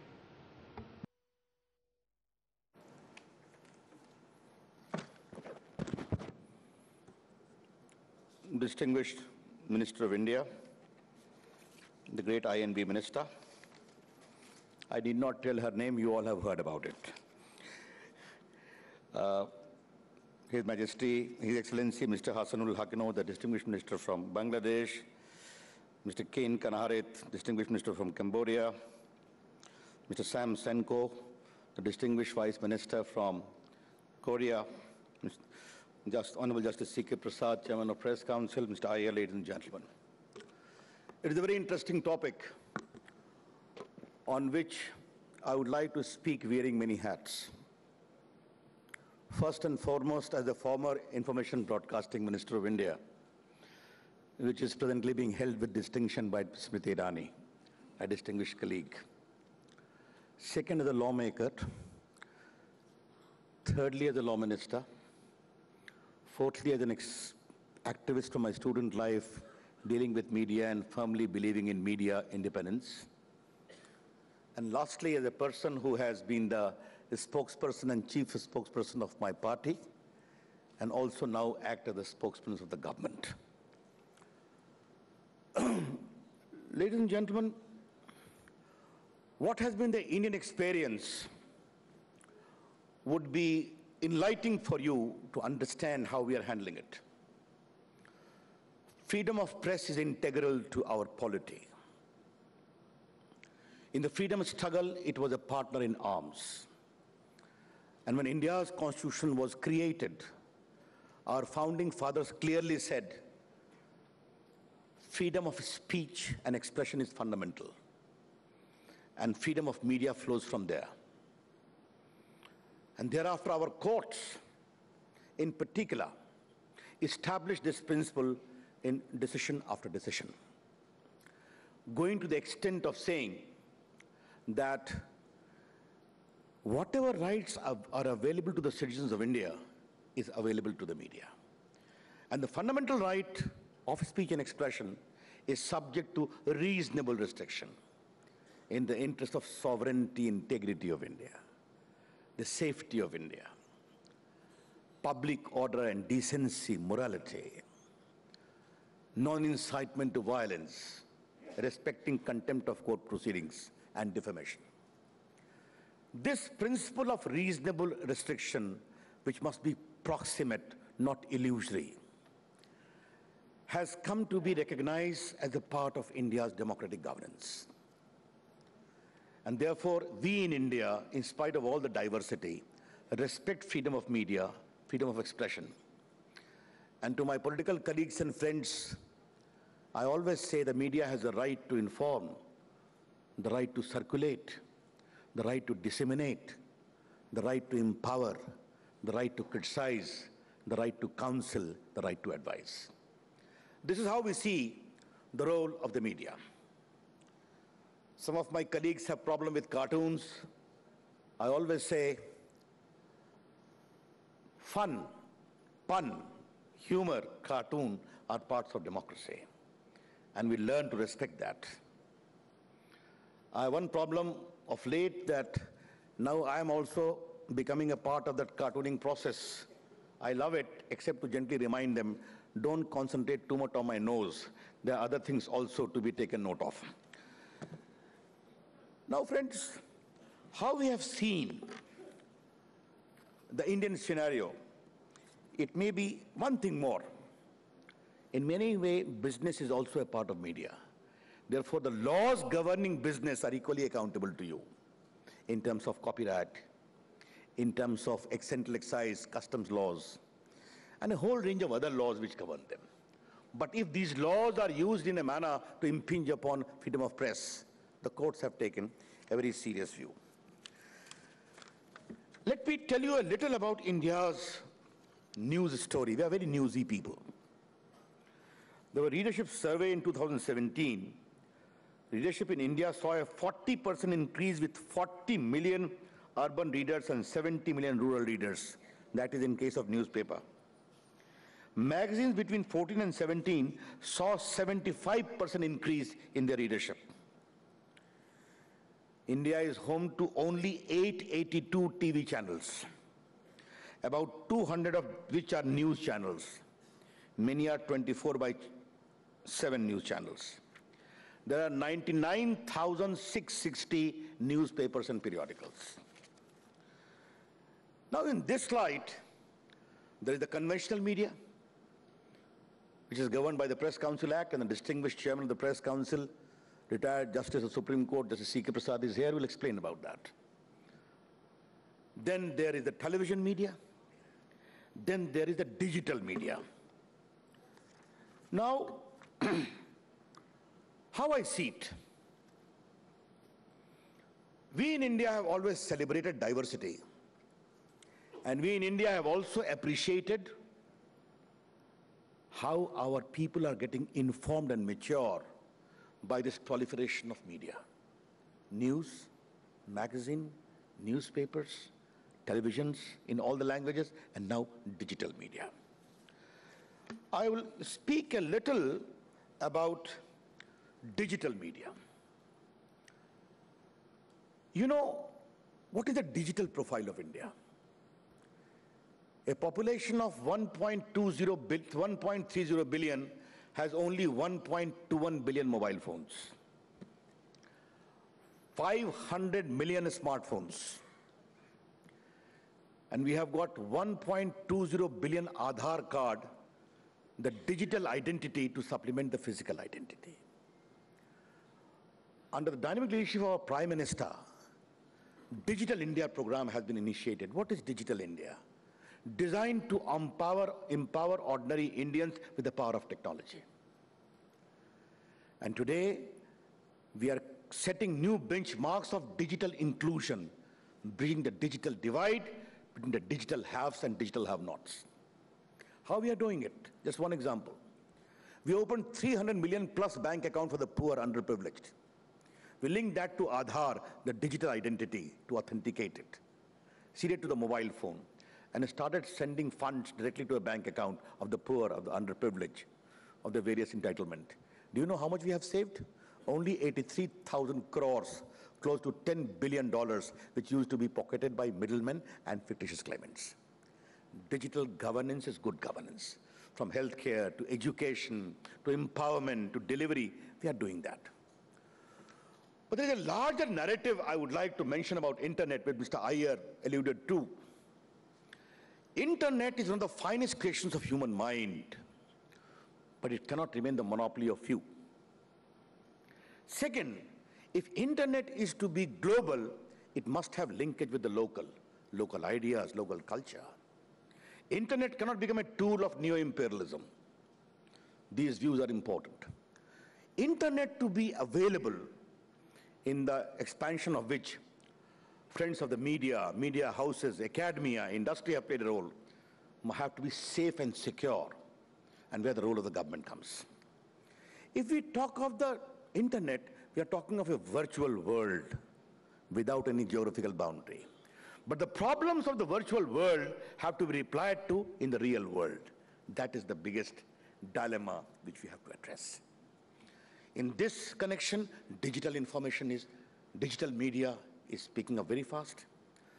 We need to acknowledge one thing. This is the age of information. Information is power.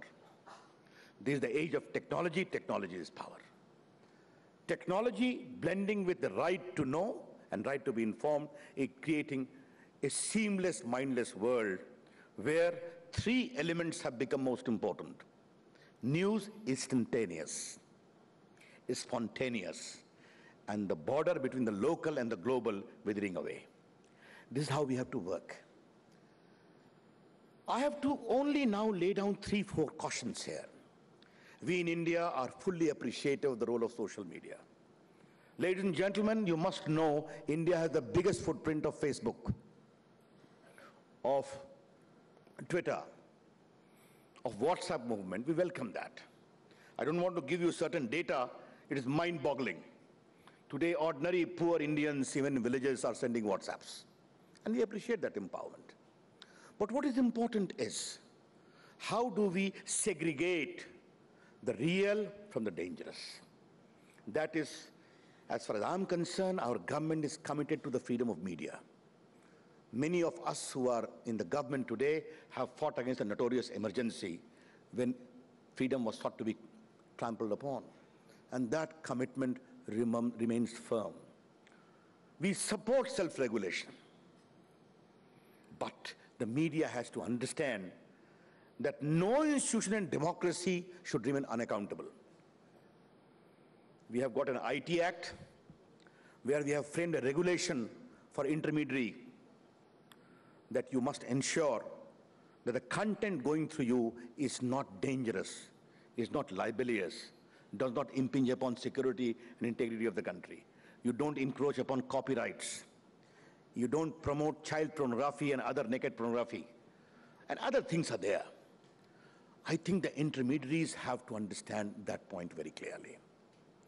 The second thing is, privacy is important. Supreme Court has held privacy as a part of fundamental right. But privacy, the plea of privacy, cannot become the shield of the corrupt and the terrorist. Therefore, on issue of terrorism, on the issue of propagation of hatred, on the issue of communalizing things, on the issue of promoting extremism, there has to be a global consensus. And that global consensus has to be properly enforced. I'll briefly talk on data and then I'll conclude. But remember one thing very important. We support social media. It has empowered ordinary Indians and the ordinary global citizens to have a voice. If anything wrong is there, even by the editors, they ask questions. They ask questions from me. But one issue I have to throw it today here for your consideration. If there is, on the issue of terrorism, extremism, money laundering, I can understand.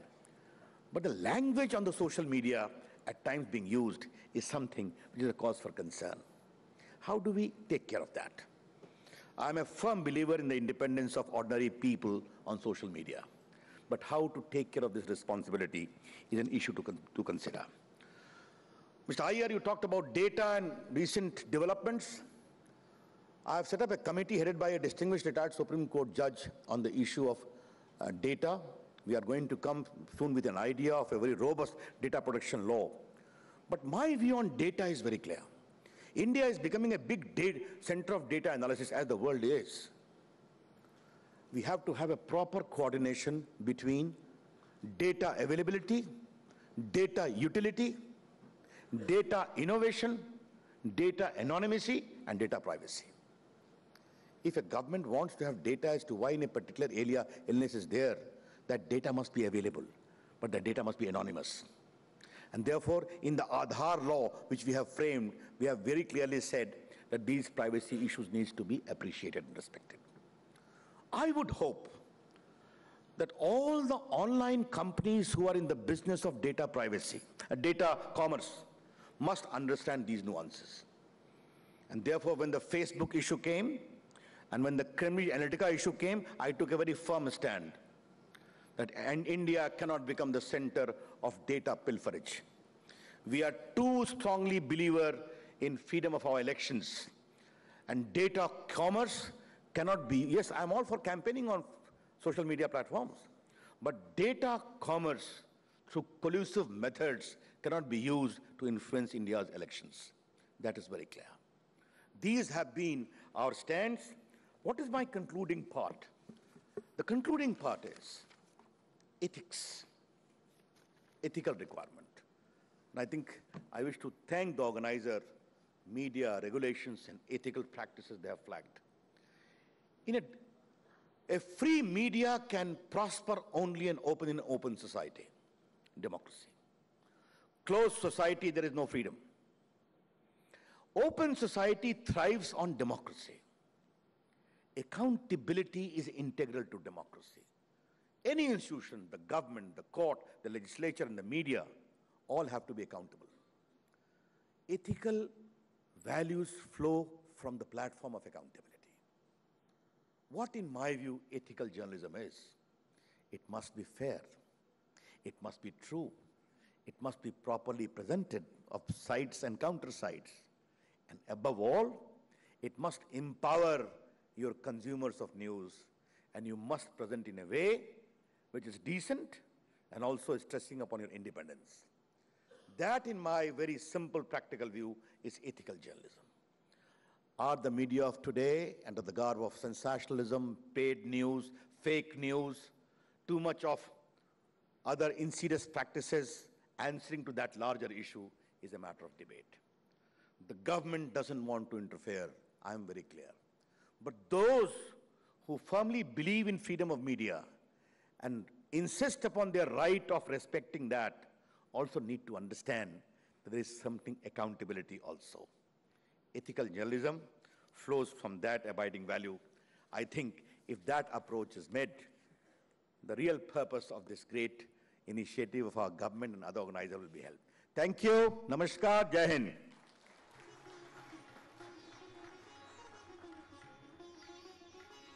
Thank you, Mr. Prasad. May I now invite Mr. Sam Seok Ko to make his presentation. I understand that he has a PowerPoint presentation, and also that Mr. Ko will present in Korean. And I'm told that the English translation of his presentation will be available on your receivers in channel 1. Thank you. Mr. Ko.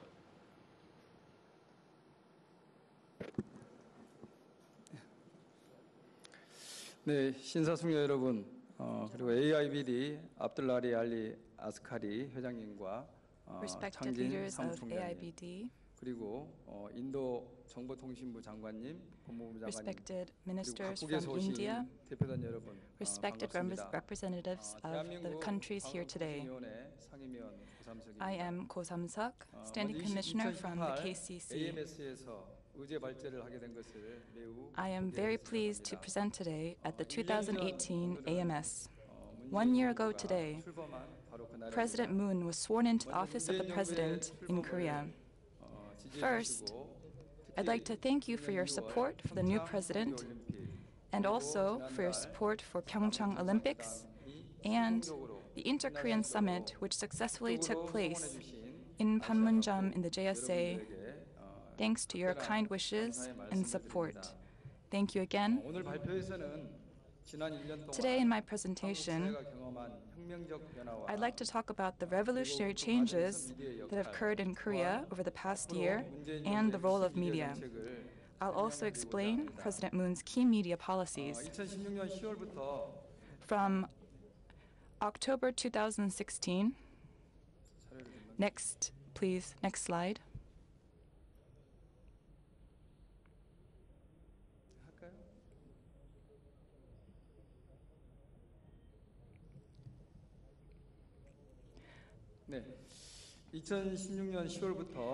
From October 2016 to March 2017, when former President Park was impeached, 15 million Koreans participated in candlelight vigils in Gwanghwamun in Seoul, Korea, over 19 rounds. They demanded an end to deep-rooted corruption, a fundamental improvement to the unjust policies and institutions. They asked for an end to corruption and graft, and for the creation of a fair and transparent society. During the Candlelight Revolution, the people criticized the media and broadcasting in particular for its failure to fulfill its public responsibility and for the loss of fairness in media. As you can see on this slide, released by the Reporters Without Borders, it's the World Press Freedom Index. In 2006, Korean media dropped 39 places to 70th place in 2016. It dropped 39 places in 10 years. During the 10 years leading up to the Moon administration, instead of monitoring those in power and speaking out in cases of abuse, Korean broadcasters were aware of the authorities' influence and created blacklists of reporters who were critical of the authorities.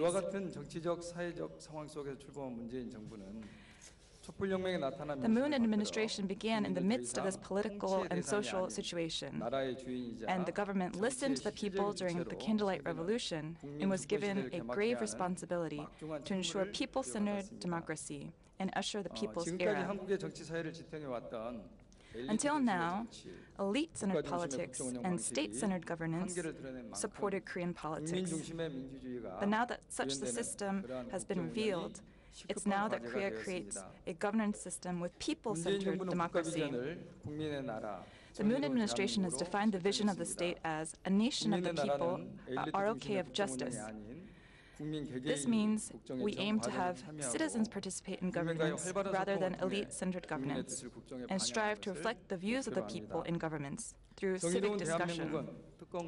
An ROK of justice aims to establish a new Korea by accomplishing the following national tasks: bestow fair opportunity to all, eradicate corruption, and eliminate discrimination. As you see in the slide, the Moon administration's core values are equal opportunity, fair process, and just outcomes. We have 5 governance objectives and 100 governance tasks.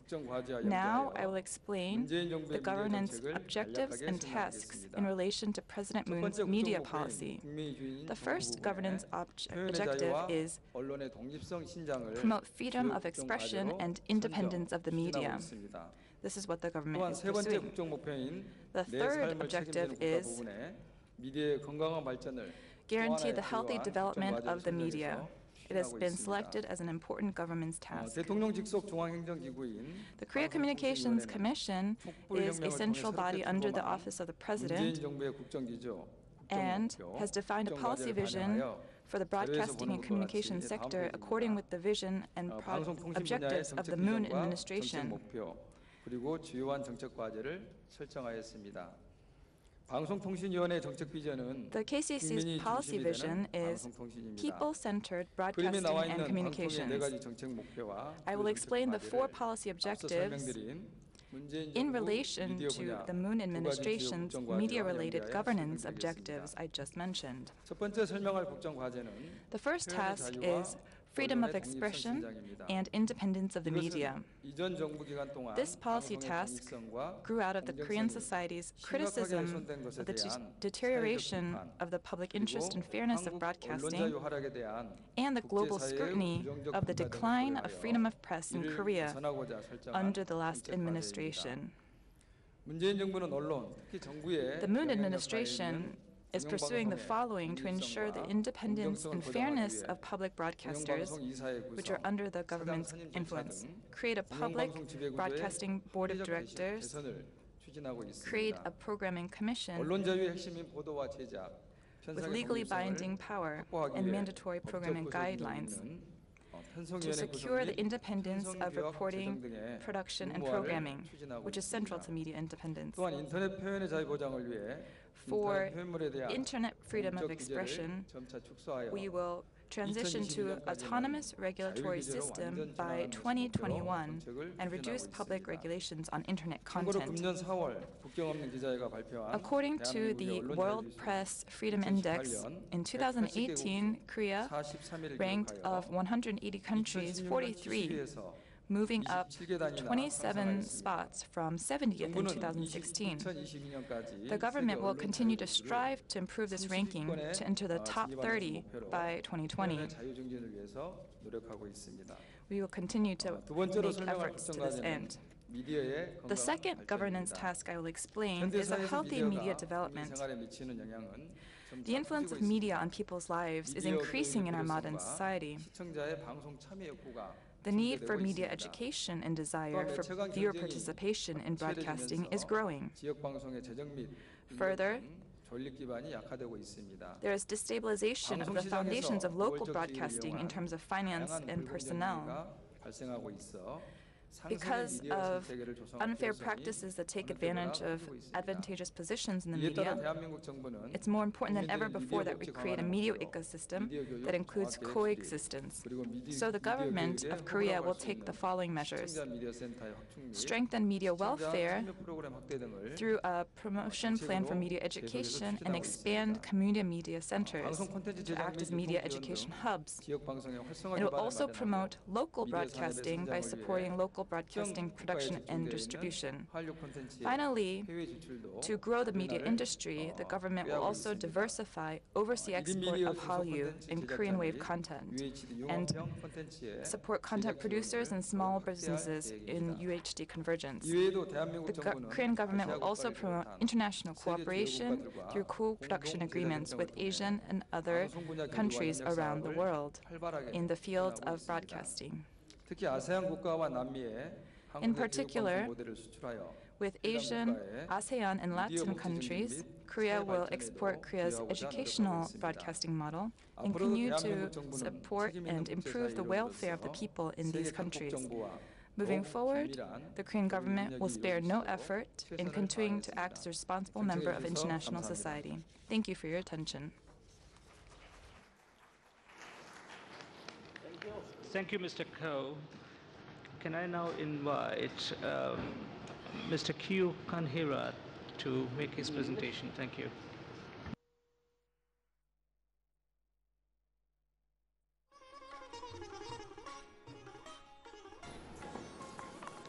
Excellencies, ladies, gentlemen, dear friends, this morning I already make some presentation about the practical and legal way we deal with media in Cambodia. Now allow me to have some word about how we deal with social media, or we call a new technology of information. You know, well, when we get the emergence of new technology, or we will call social media, everybody was very happy. We think that now the people will have a choice of information. They can have all angle of any news. But in fact, it's not true, because with this influx of information, the people cannot digest everything. That's why they made the choice. And they made the choice not according to the credibility of the source. They made the choice according to their tendency, according to their mood. What I used to say, that they made it because just to say in their comfort zone. And this is really dangerous, because at that time, with this situation, the people don't get a variety or diversity of opinion. They just collect the opinion of the people they feel that look the same, have the same opinion as them. And this is very dangerous for a young society like Cambodia who just emerged from the war. The second point is because in Cambodia, we just we just end the war for 2 decades of the war, and the quality of education is not very good. You know, remember well that many people, I can say that 80% of our intellectuals were killed, and that's why this gap of knowledge, this gap of tradition transfer is very important.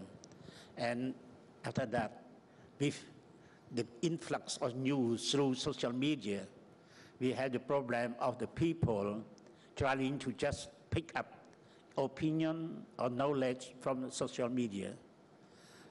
Now, with just few words, and they know that they feel that they know everything. And this is really dangerous.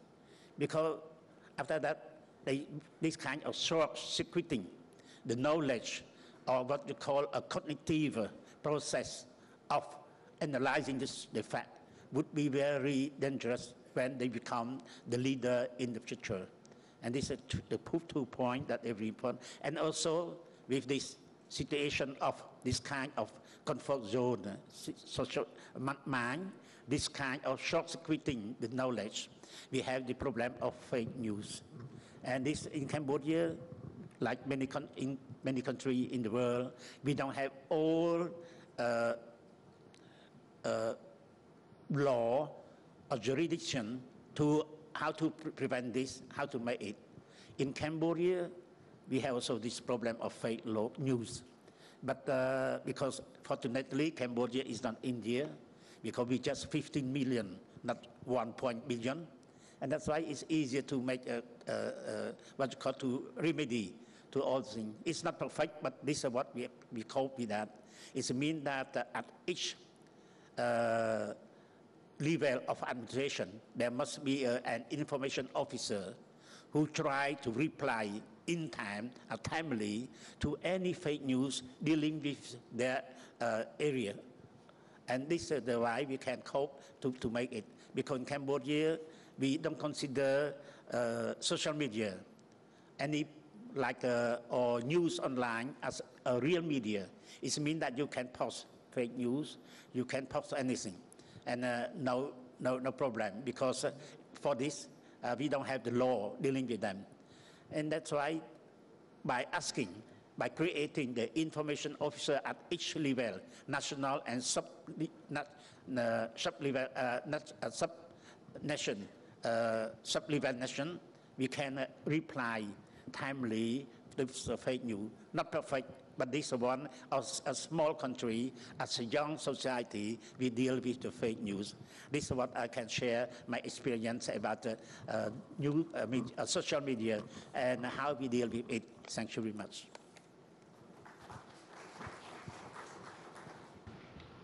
Thank you, Mr. Q. Can I now ask Mr. Hassanullah Inu to make his presentation?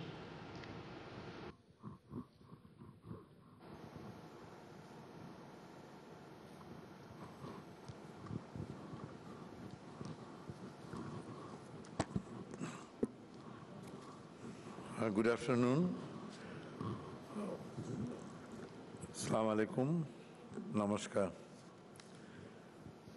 Here with us, His Excellency, Mr. Ravi Shankar Prasad, and of course with us, Her Excellency, the Minister, Sriti Jubin Irani, with us, Minister from Cambodia, Q Kanarit, Sanseko. We have here Justice Prasad, whom I met several times in Bangladesh, and of course the moderator, Mr. Iyer. Thank you very much for inviting me to speak again in this session. First, let me say that I fully go with His Excellency Ravi Shankar Prasad. He very intelligently and articulated the problems we are facing in the present day situation. And the bottom line is that we are for democracy, and democracy flourishes with a free media. But there are challenges, and those challenges are to be looked into so that we can ensure the flourishing media and also the expanding cyberspace. Having said that, let me say that it may sound ironical, but it is true that the stories of life do not care for policies, nor do they follow any rule of law.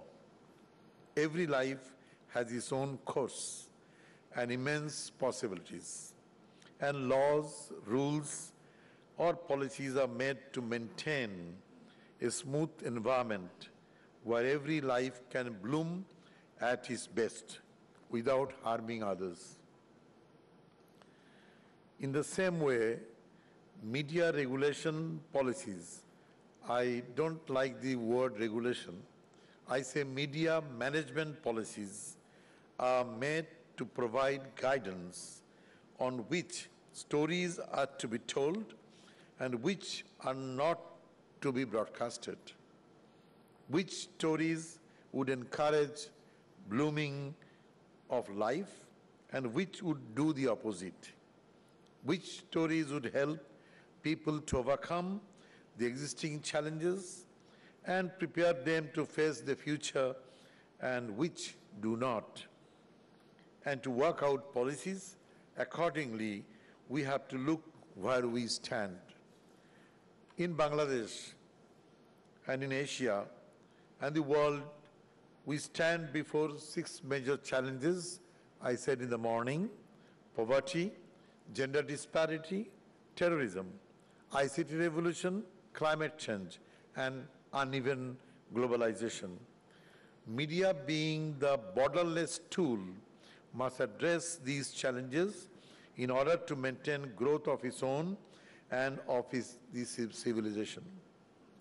And our policies must enable media to act according to the need of the time. Distinguished guests, to give example from my country, Bangladesh, I would say, with the expansion of our broadcast media, we adopted the National Broadcast Policy 2014. But we do have constitutional guarantee in Article 39 for the freedom of press.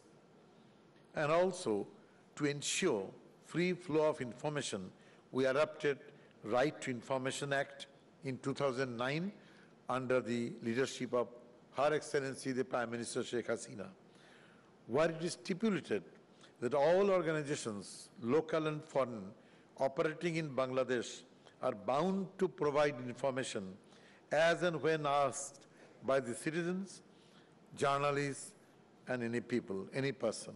A quasi-judiciary body, Information Commission, has been established to look after the issue on them.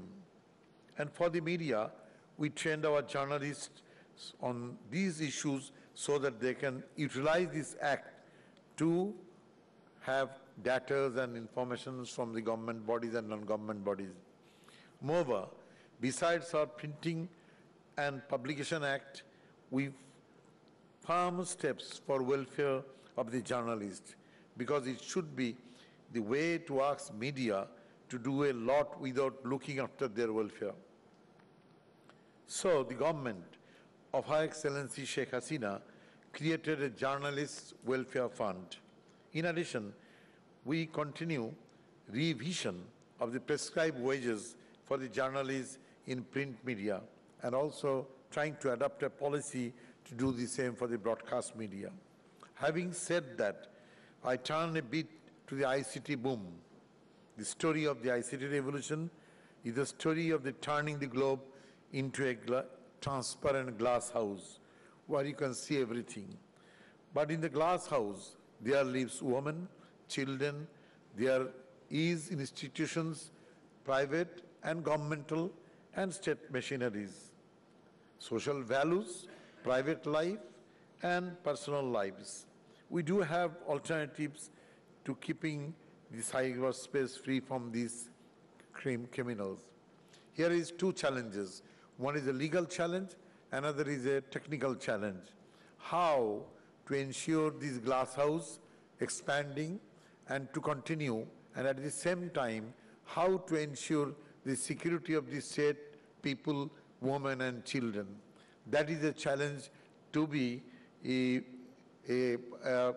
addressed by the peoples across the country and the world.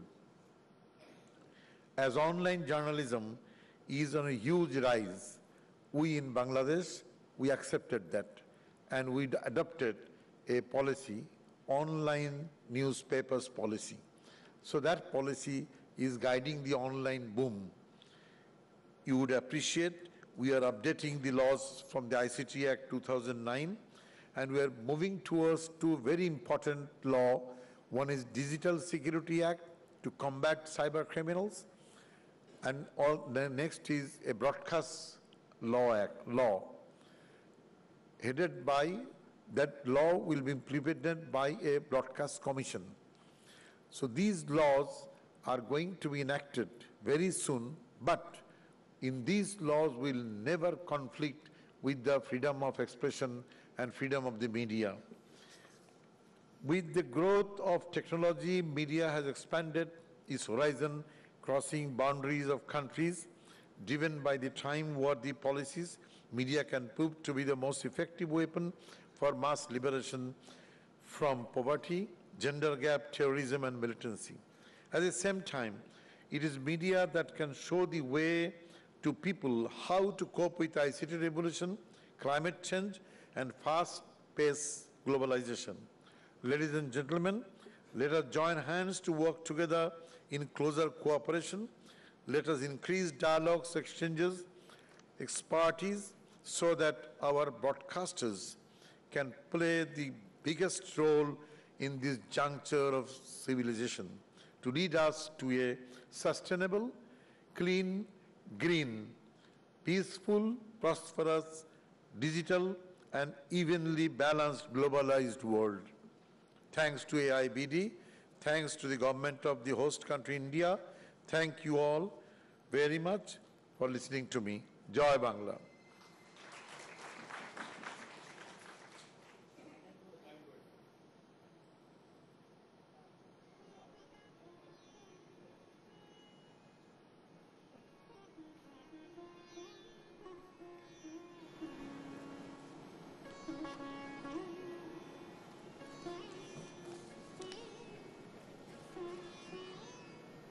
Honorable Mr.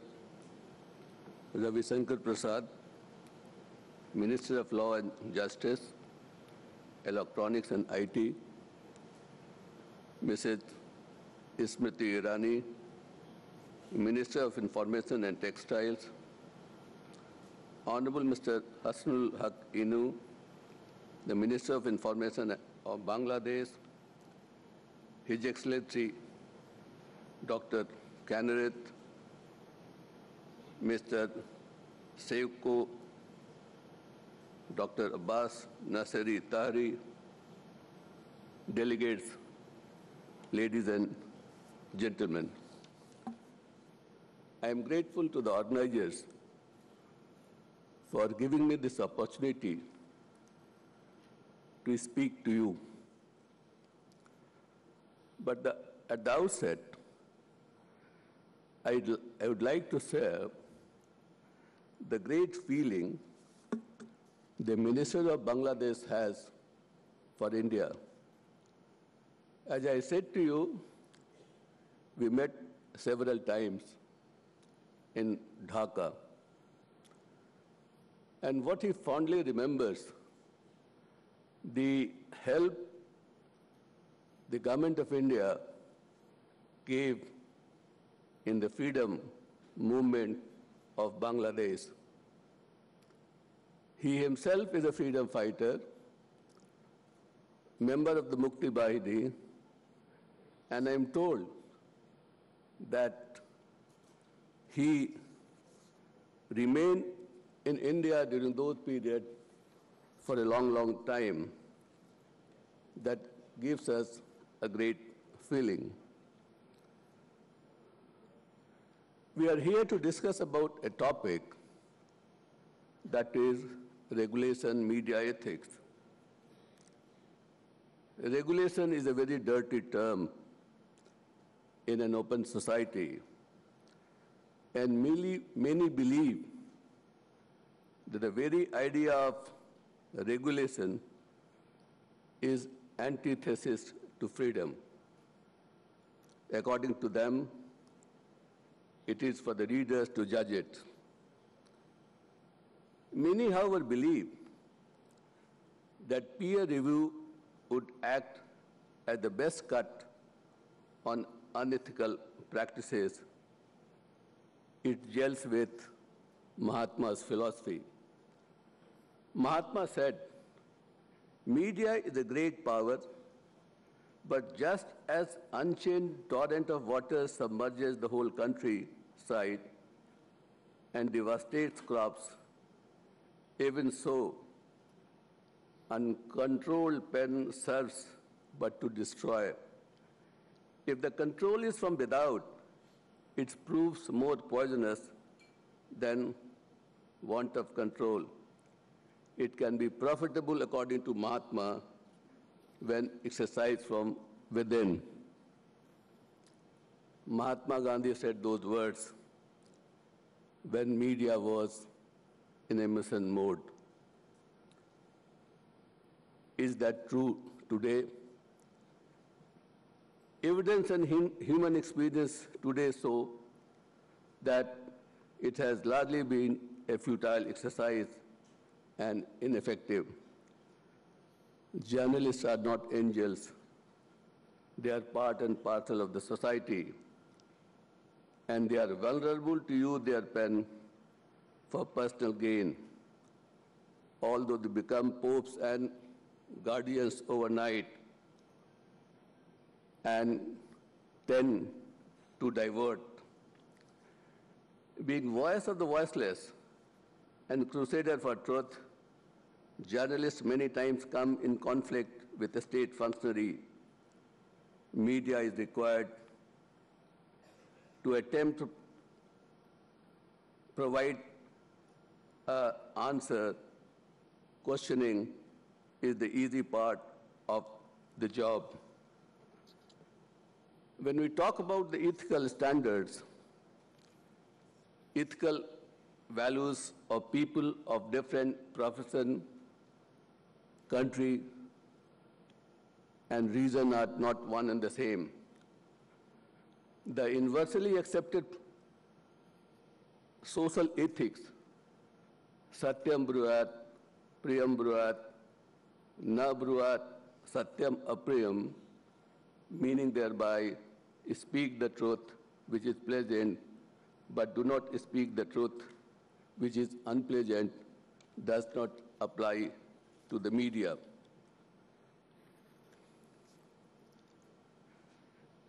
Many a times media are, and the difference is that what they publish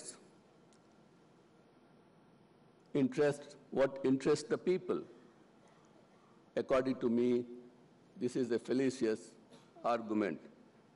In my opinion, they should publish what is in the interest of the public, not interest the public. Media practitioners constantly endeavor to expand the boundaries of their freedom, just as those imbued with the authority attempt to constrict it. It is an unending debate. No matter how liberal you are, one has to face the fact that some news is best not reported.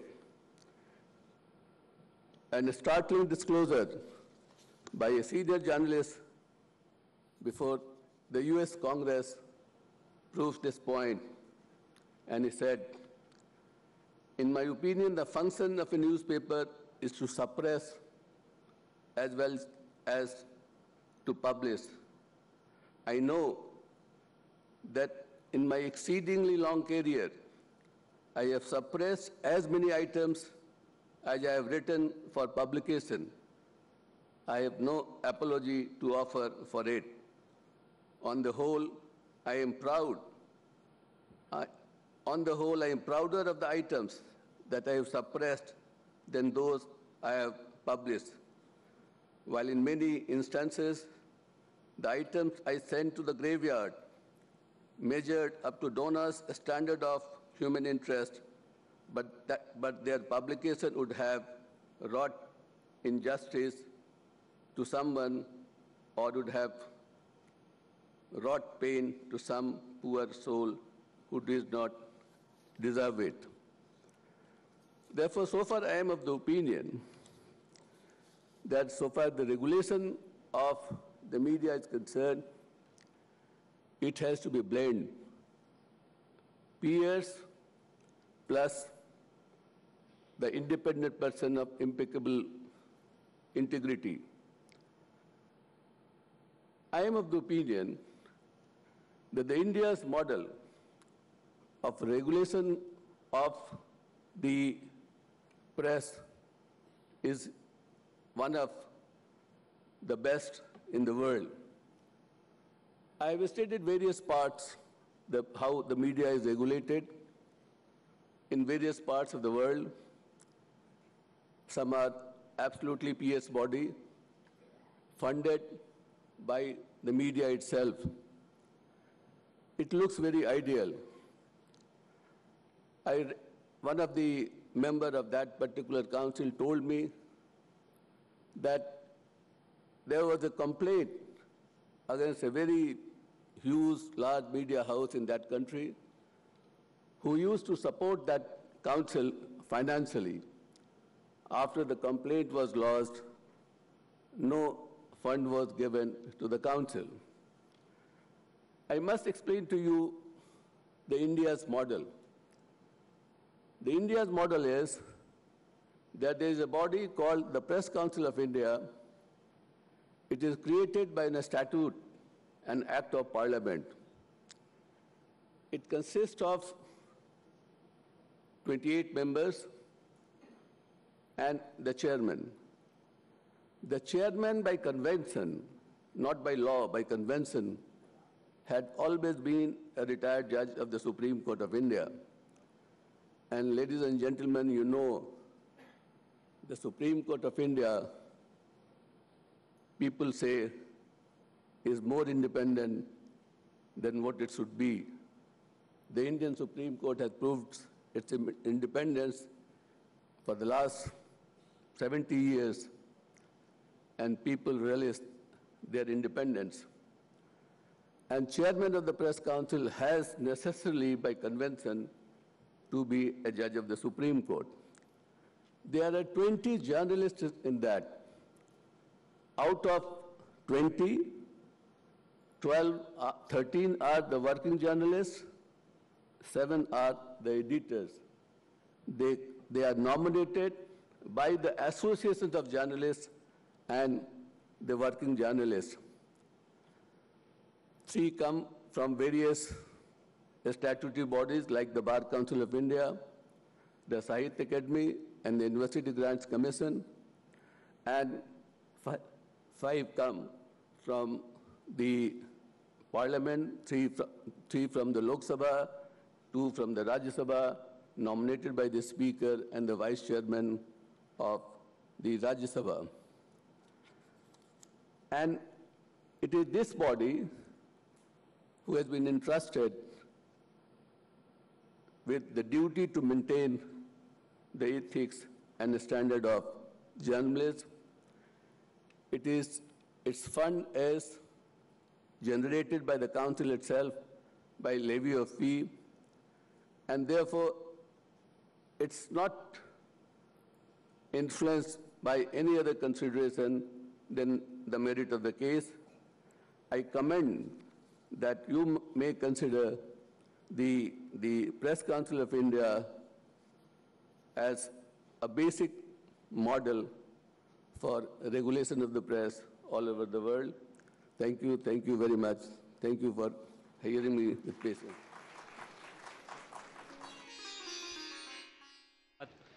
What I thought we'll do is look at one or two of the issues that did not feature specifically in the presentations, although we have, of course, been exposed to a number of very relevant issues.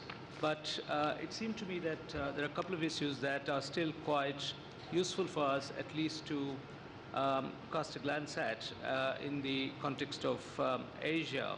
And I thought we could probably spend a few minutes talking about those before we go to the floor. Your mic. Am I audible? Yeah, sorry. One of the things that I thought we could talk about is intellectual property rights, which in the context of the media has featured quite prominently in a number of countries. And I understand in particular that Bangladesh has been concerned with this in recent times, and that there are some initiatives that are being proposed in that area. So perhaps you could start with Mr. Haq, and then to see if anybody else wants to contribute to that discussion. It's just a question of finding out where we are in relation to the protection of intellectual property rights as they relate to the media. Thank you very much. The present day there are another problem, the problem of piracy. So Bangladesh is faced with the problem of piracy, and at the same time it goes with intellectual property rights. So Bangladesh has already is addressing these two issues. So Anti-Piracy Act and the protection of the intellectual property rights.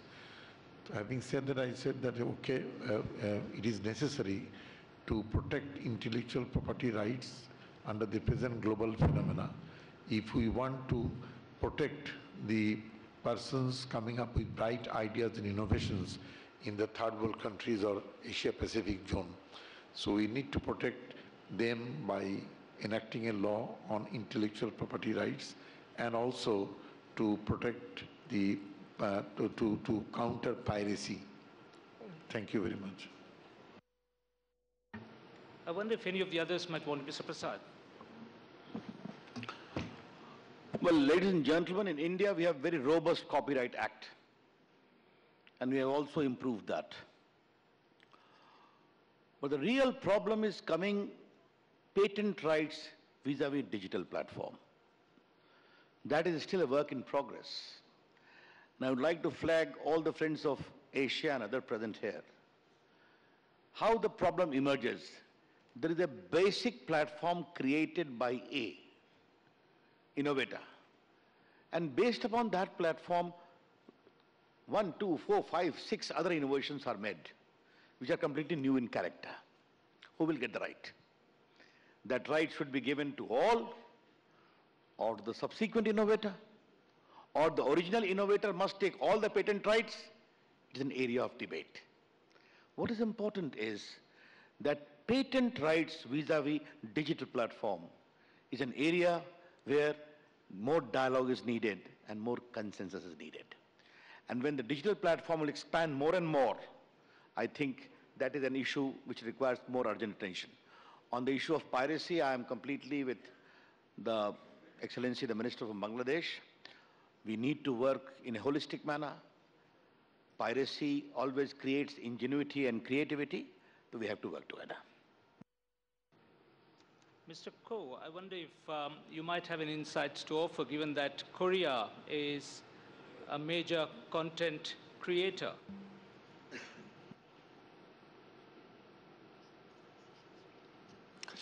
예, 앞서 그 휴식 시간에도 잠깐 얘기 나눴습니다만은, 그 한국은 이제 초기에 콘텐츠 산업 활성화를 위해서 정부에서 많은 지원을 했습니다. The Korean government 영화 supported 산업부터 content creation in the early stages in the movie sector and also in broadcasting sector. 정책적 지원을 했고, And the government 제도 provided 정비도 support 했습니다. and also funding. Now, though, the movie industry and the content production industry has been raised to a certain level, so rather than have direct funding or support, it is more supporting in terms of facilities or institutions. I know other people mentioned the issue of IP and copyrights. Before Korea, under the WTA scheme, Korea was seen as a country that infringes on IPs, but now Korea has now grown to be a country that fully protects IP and copyright from other countries. In Korea, there are almost no cases of infringement of copyright or other software. I can tell you that now. However, reversely, Korean content and Korean software is being infringed upon by other countries. We see these cases of copyright infringement in other countries of Korean content. So we are asking for cooperation to protect our copyrights. The Korean government continues to cooperate with foreign governments so that internationally and domestically the IPs can be continued to be protected, especially in the online and mobile platforms. We are continuing to strive to protect IP and copyrights, and we're cooperating with other countries on this matter. In terms of privacy and data protection, in Korea, the EU will soon enact the GDPR later this month, and countries around the world, including Korea and Asian countries, are responding to this issue and taking interest. In Korea, with respect to the GDPR, the KCC and the MSIT are closely cooperating with other countries, and I hope we can continue to share any necessary information on this matter. Thank you. Dr. Kiu, what's been the experience of Cambodia in the protection of intellectual property rights? Well, piracy is rife in the region, and we have a law to protect IP, but mostly the authority had to rely on what you call the complaint from the producer. But in Cambodia, from time to time, you know that the Korean film are very popular. Sometimes we have also the problem with this kind of content, but now for any TV, sign a contract with TV, with Korean film, they have to inform the Ministry of Information, and the Ministry of Information will what's called publicize the news about that to avoid that any set of intellectual property and contract. We have it, but mostly not so very effective, and mostly we have to rely from the complaint of the original producer. Thank you. One other issue that often is raised in forums like these is the effects of what most people would consider to be a positive thing, namely the democratization of the media. But it's often argued that the democratization has also had a downside in terms of trivialization of the media, particularly of media content. And it's expressed sometimes in starker terms as a dumbing down of output, particularly on television. I was wondering whether we might be able to speak a little bit about that. I don't know who wants to take that question first. Let me take it. We are proud of democracy. I differ with your whole assessment that democracy tends to trivialize. As I said, always debate, discussion, at times chaotic, are integral to democracy. If you crush that, then you are killing the soul of democracy. And let us trust the wisdom of the players in a democracy to address this concern. Why I am saying so? If you trivialize, you cannot survive too long. Many platforms of television came whose job was to trivialize. They made hay for a few months, and ultimately they have to become sober. Let us trust the inner strength of democracy, the players, the public opinion, the sense of outrage which they provoke, and ultimately that becomes the corrective. That's how I see it. Thank you. Anybody else wants to take that on? Ms. Prasad, do you have any views on this? I have to, sorry for saying that. I think all the players need to recognize that free media can play only and only in a democracy. The day you become a closed society, the freedom of media goes. And see the experience of countries like Bangladesh as to how, I wish to compliment the minister, India played a role in the creation of Bangladesh. Today Bangladesh is really going by the concept of free media. And I don't wish to make any comment, but I have to host one flag and see the former part of Bangladesh from which they became, is the media completely free there. Therefore we have to respect that. That's how I see it. I entirely agree with what the Minister of Law and Justice has said. Actually, it's for the people to judge.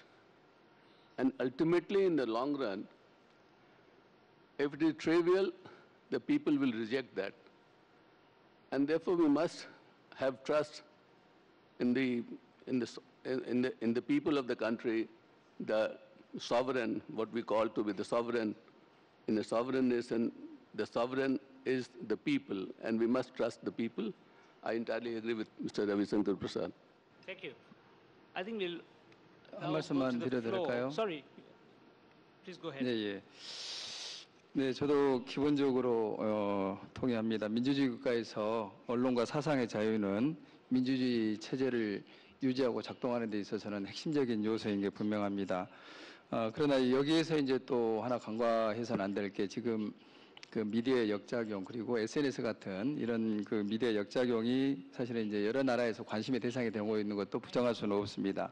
이러한 문제를 이제 시장에서 자율적으로 또 민주적인 방법으로 해결하기 위해서는 그 똑똑한 이용자가 전제돼야 된다 이렇게 We need to have 생각합니다. educated users in this new media and social media environment. 주도적으로 하는 게 아니고 In Korea, it's not done by the government, but it's through consensus with civic organizations and the people. So I mentioned the media centers in Korea and education programs in Korea so that media and content can be well understood by the people, and furthermore, so that the people can create their own content, and through media that we can share and exchange with the people. We have these policies in place in Korea. So we need to raise the use of media by people, which is raises the awareness of democracy awareness in Korea. And this is the efforts that we're taking from the Korean government side. Thank you. That's all right. The minister wants to be excused, but we still have about 10 minutes. So if there are any questions from the floor, I was told that we should give an opportunity to delegates. So I'm just wondering, is there a roving mic that we can use for that purpose?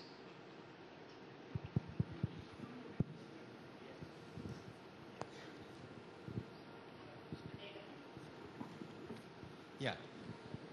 Oh. And if you could just identify yourself and keep your question short. Yeah. My name is Rafiqur Zaman. I am from Bangladesh. I am Director General, National Institute of Mass Communications. First of all, I'd like to pay my full respects and the respect to the honorable speakers sitting in the dais. And I fully agree with the opinion passed. They said the holistically should be seen, and the Piracy Act should be there, strong Piracy Act should be there. But the thing is, everybody says there should be coordinations, there should be holistically, should be seen. As we are talking about the Asia Media Summit, this is not a question, that's my opinion.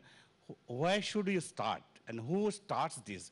Where should be the platform? And on what platform or the framework the participating countries starts their working, so that the difference of the different acts like the Right to Information Act, Piracy Act, the Press Council Act, and the other acts involving in the media transparency and the media freedom, so that it will not collide each other. So there should be again, by this Asia Summit, AIBD could be seen, and the legal framework or the acceptable framework should be given to the participating countries that could put pressure on the governments so that the related laws and acts should also be revised. And if we can do that, I think the democracy established and accountability established, and that also leads to the real development of the respective countries, what the Honorable Minister of the India governments has said. Thank you so much. Thank you. Does any panel member want to respond to that? I take that as a statement, yes. All right, any other question? Yes. Thank you. I am Om Prakash Kimire from Nepal. I have just one query to Honorable Minister of Bangladesh. He has very specifically pointed out the 6 challenges like poverty, ICT, climate change, gender disparities, and so on. Could you please share your opinion and experience? What is the role and significance of media regulations policies to cope these challenges? Where do you find the media regulation policies in this regard? I would be happy if you share the experience of whole or Asia, because we are talking about Asia Media Summit. Otherwise, I'll be also happy if you can share the experience of Bangladesh. Thank you. Actually, we don't have much time, but the question is very good. The first thing to tackle the challenges, the major 6 challenges, there are 2 actors. One is government actor, another is people. So when the government is acting to reduce a poverty or gender disparity, they are coming up with policies and actions or financial interventions. Here, if the media comes into play, then the implementation policy is more transparent and more pro-people. Number one. Number two, if you look from the other way around, from the people's aspect, the media makes the people more aware of the whole things about the poverty and disparity, so that the people can act more positively. So here, the media, for example, the Right to Information Act in Bangladesh has helped the media and the people to make the government more accountable and transparent. By that, the implementation policy is better than the previous years. One example. So I can come up with other examples where the media is focusing on the actions of the government and the international agencies in Bangladesh who are responsible for climate change and economic activities. So media definitely, if is more focused and more active and positive, then it is good for the society and we can tackle the challenges more properly. For that, from our side, from the government side, we have come up with booklets, how to address the climate change, how to address the disaster, how to address the accidents, how to address the poverty. So we have number of handbooks for the journalists to act for that. And next, let me conclude. Well, for the last 3,000 years, when the modern state is gradually emerging, the major question, who will guard the guardians? The question has not been answered as yet. The great Lenin said, who purifies? The state purifies the people, or people purifies the state? He in his lifetime could not answer that question. We here in politics and state machineries, we are answering the questions, but this question is to be answered, who guard the guardians? Mind that the state presupposes the people, the persons have a tendency towards mischief doing. That is why the state comes up with laws. So in democracy, in constitution, in laws, we say, well, you are guaranteed freedom or so and so freedom, but with certain restrictions. Restrictions, etc., in every law of the country. So I say, What is democracy? Democracy is a mosquito net. You sit in a very soft bed under a mosquito net. You can see, the others can see, but no insects can come and bite you. Thank you very much. I'll just add one thing to the question of a friend from Nepal. How media can play a role as far as sustainable development is concerned. And so you come from Nepal, you can also learn from the experience I'm going to cite. Disaster management is important to take care of disasters which come, earthquake, because of land slippage, other etc. Now, you need to construct roads, you need to erect dams, etc. But what the media has been doing is to flagging beforehand, this is a very fragile area. You have to be careful. Disaster can strike, and it did strike. Now what happened is, these media reports counsel the government disaster management team to become more proactive, take more decisions, and therefore save more lives.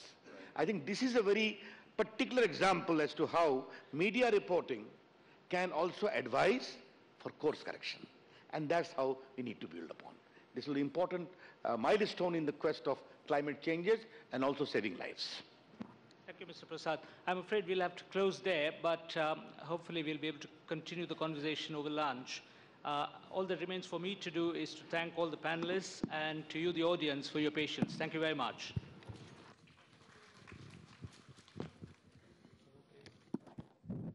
Before you leave the day. The first plenary session on media regulation policies, ethics, rules and laws concludes with some thought-inspiring addresses and conversations by an eminent panel of speakers. The summit will continue to play host to many more meaningful discussions, but right now we take your leave. Thank you very much for being with us. Namaskar.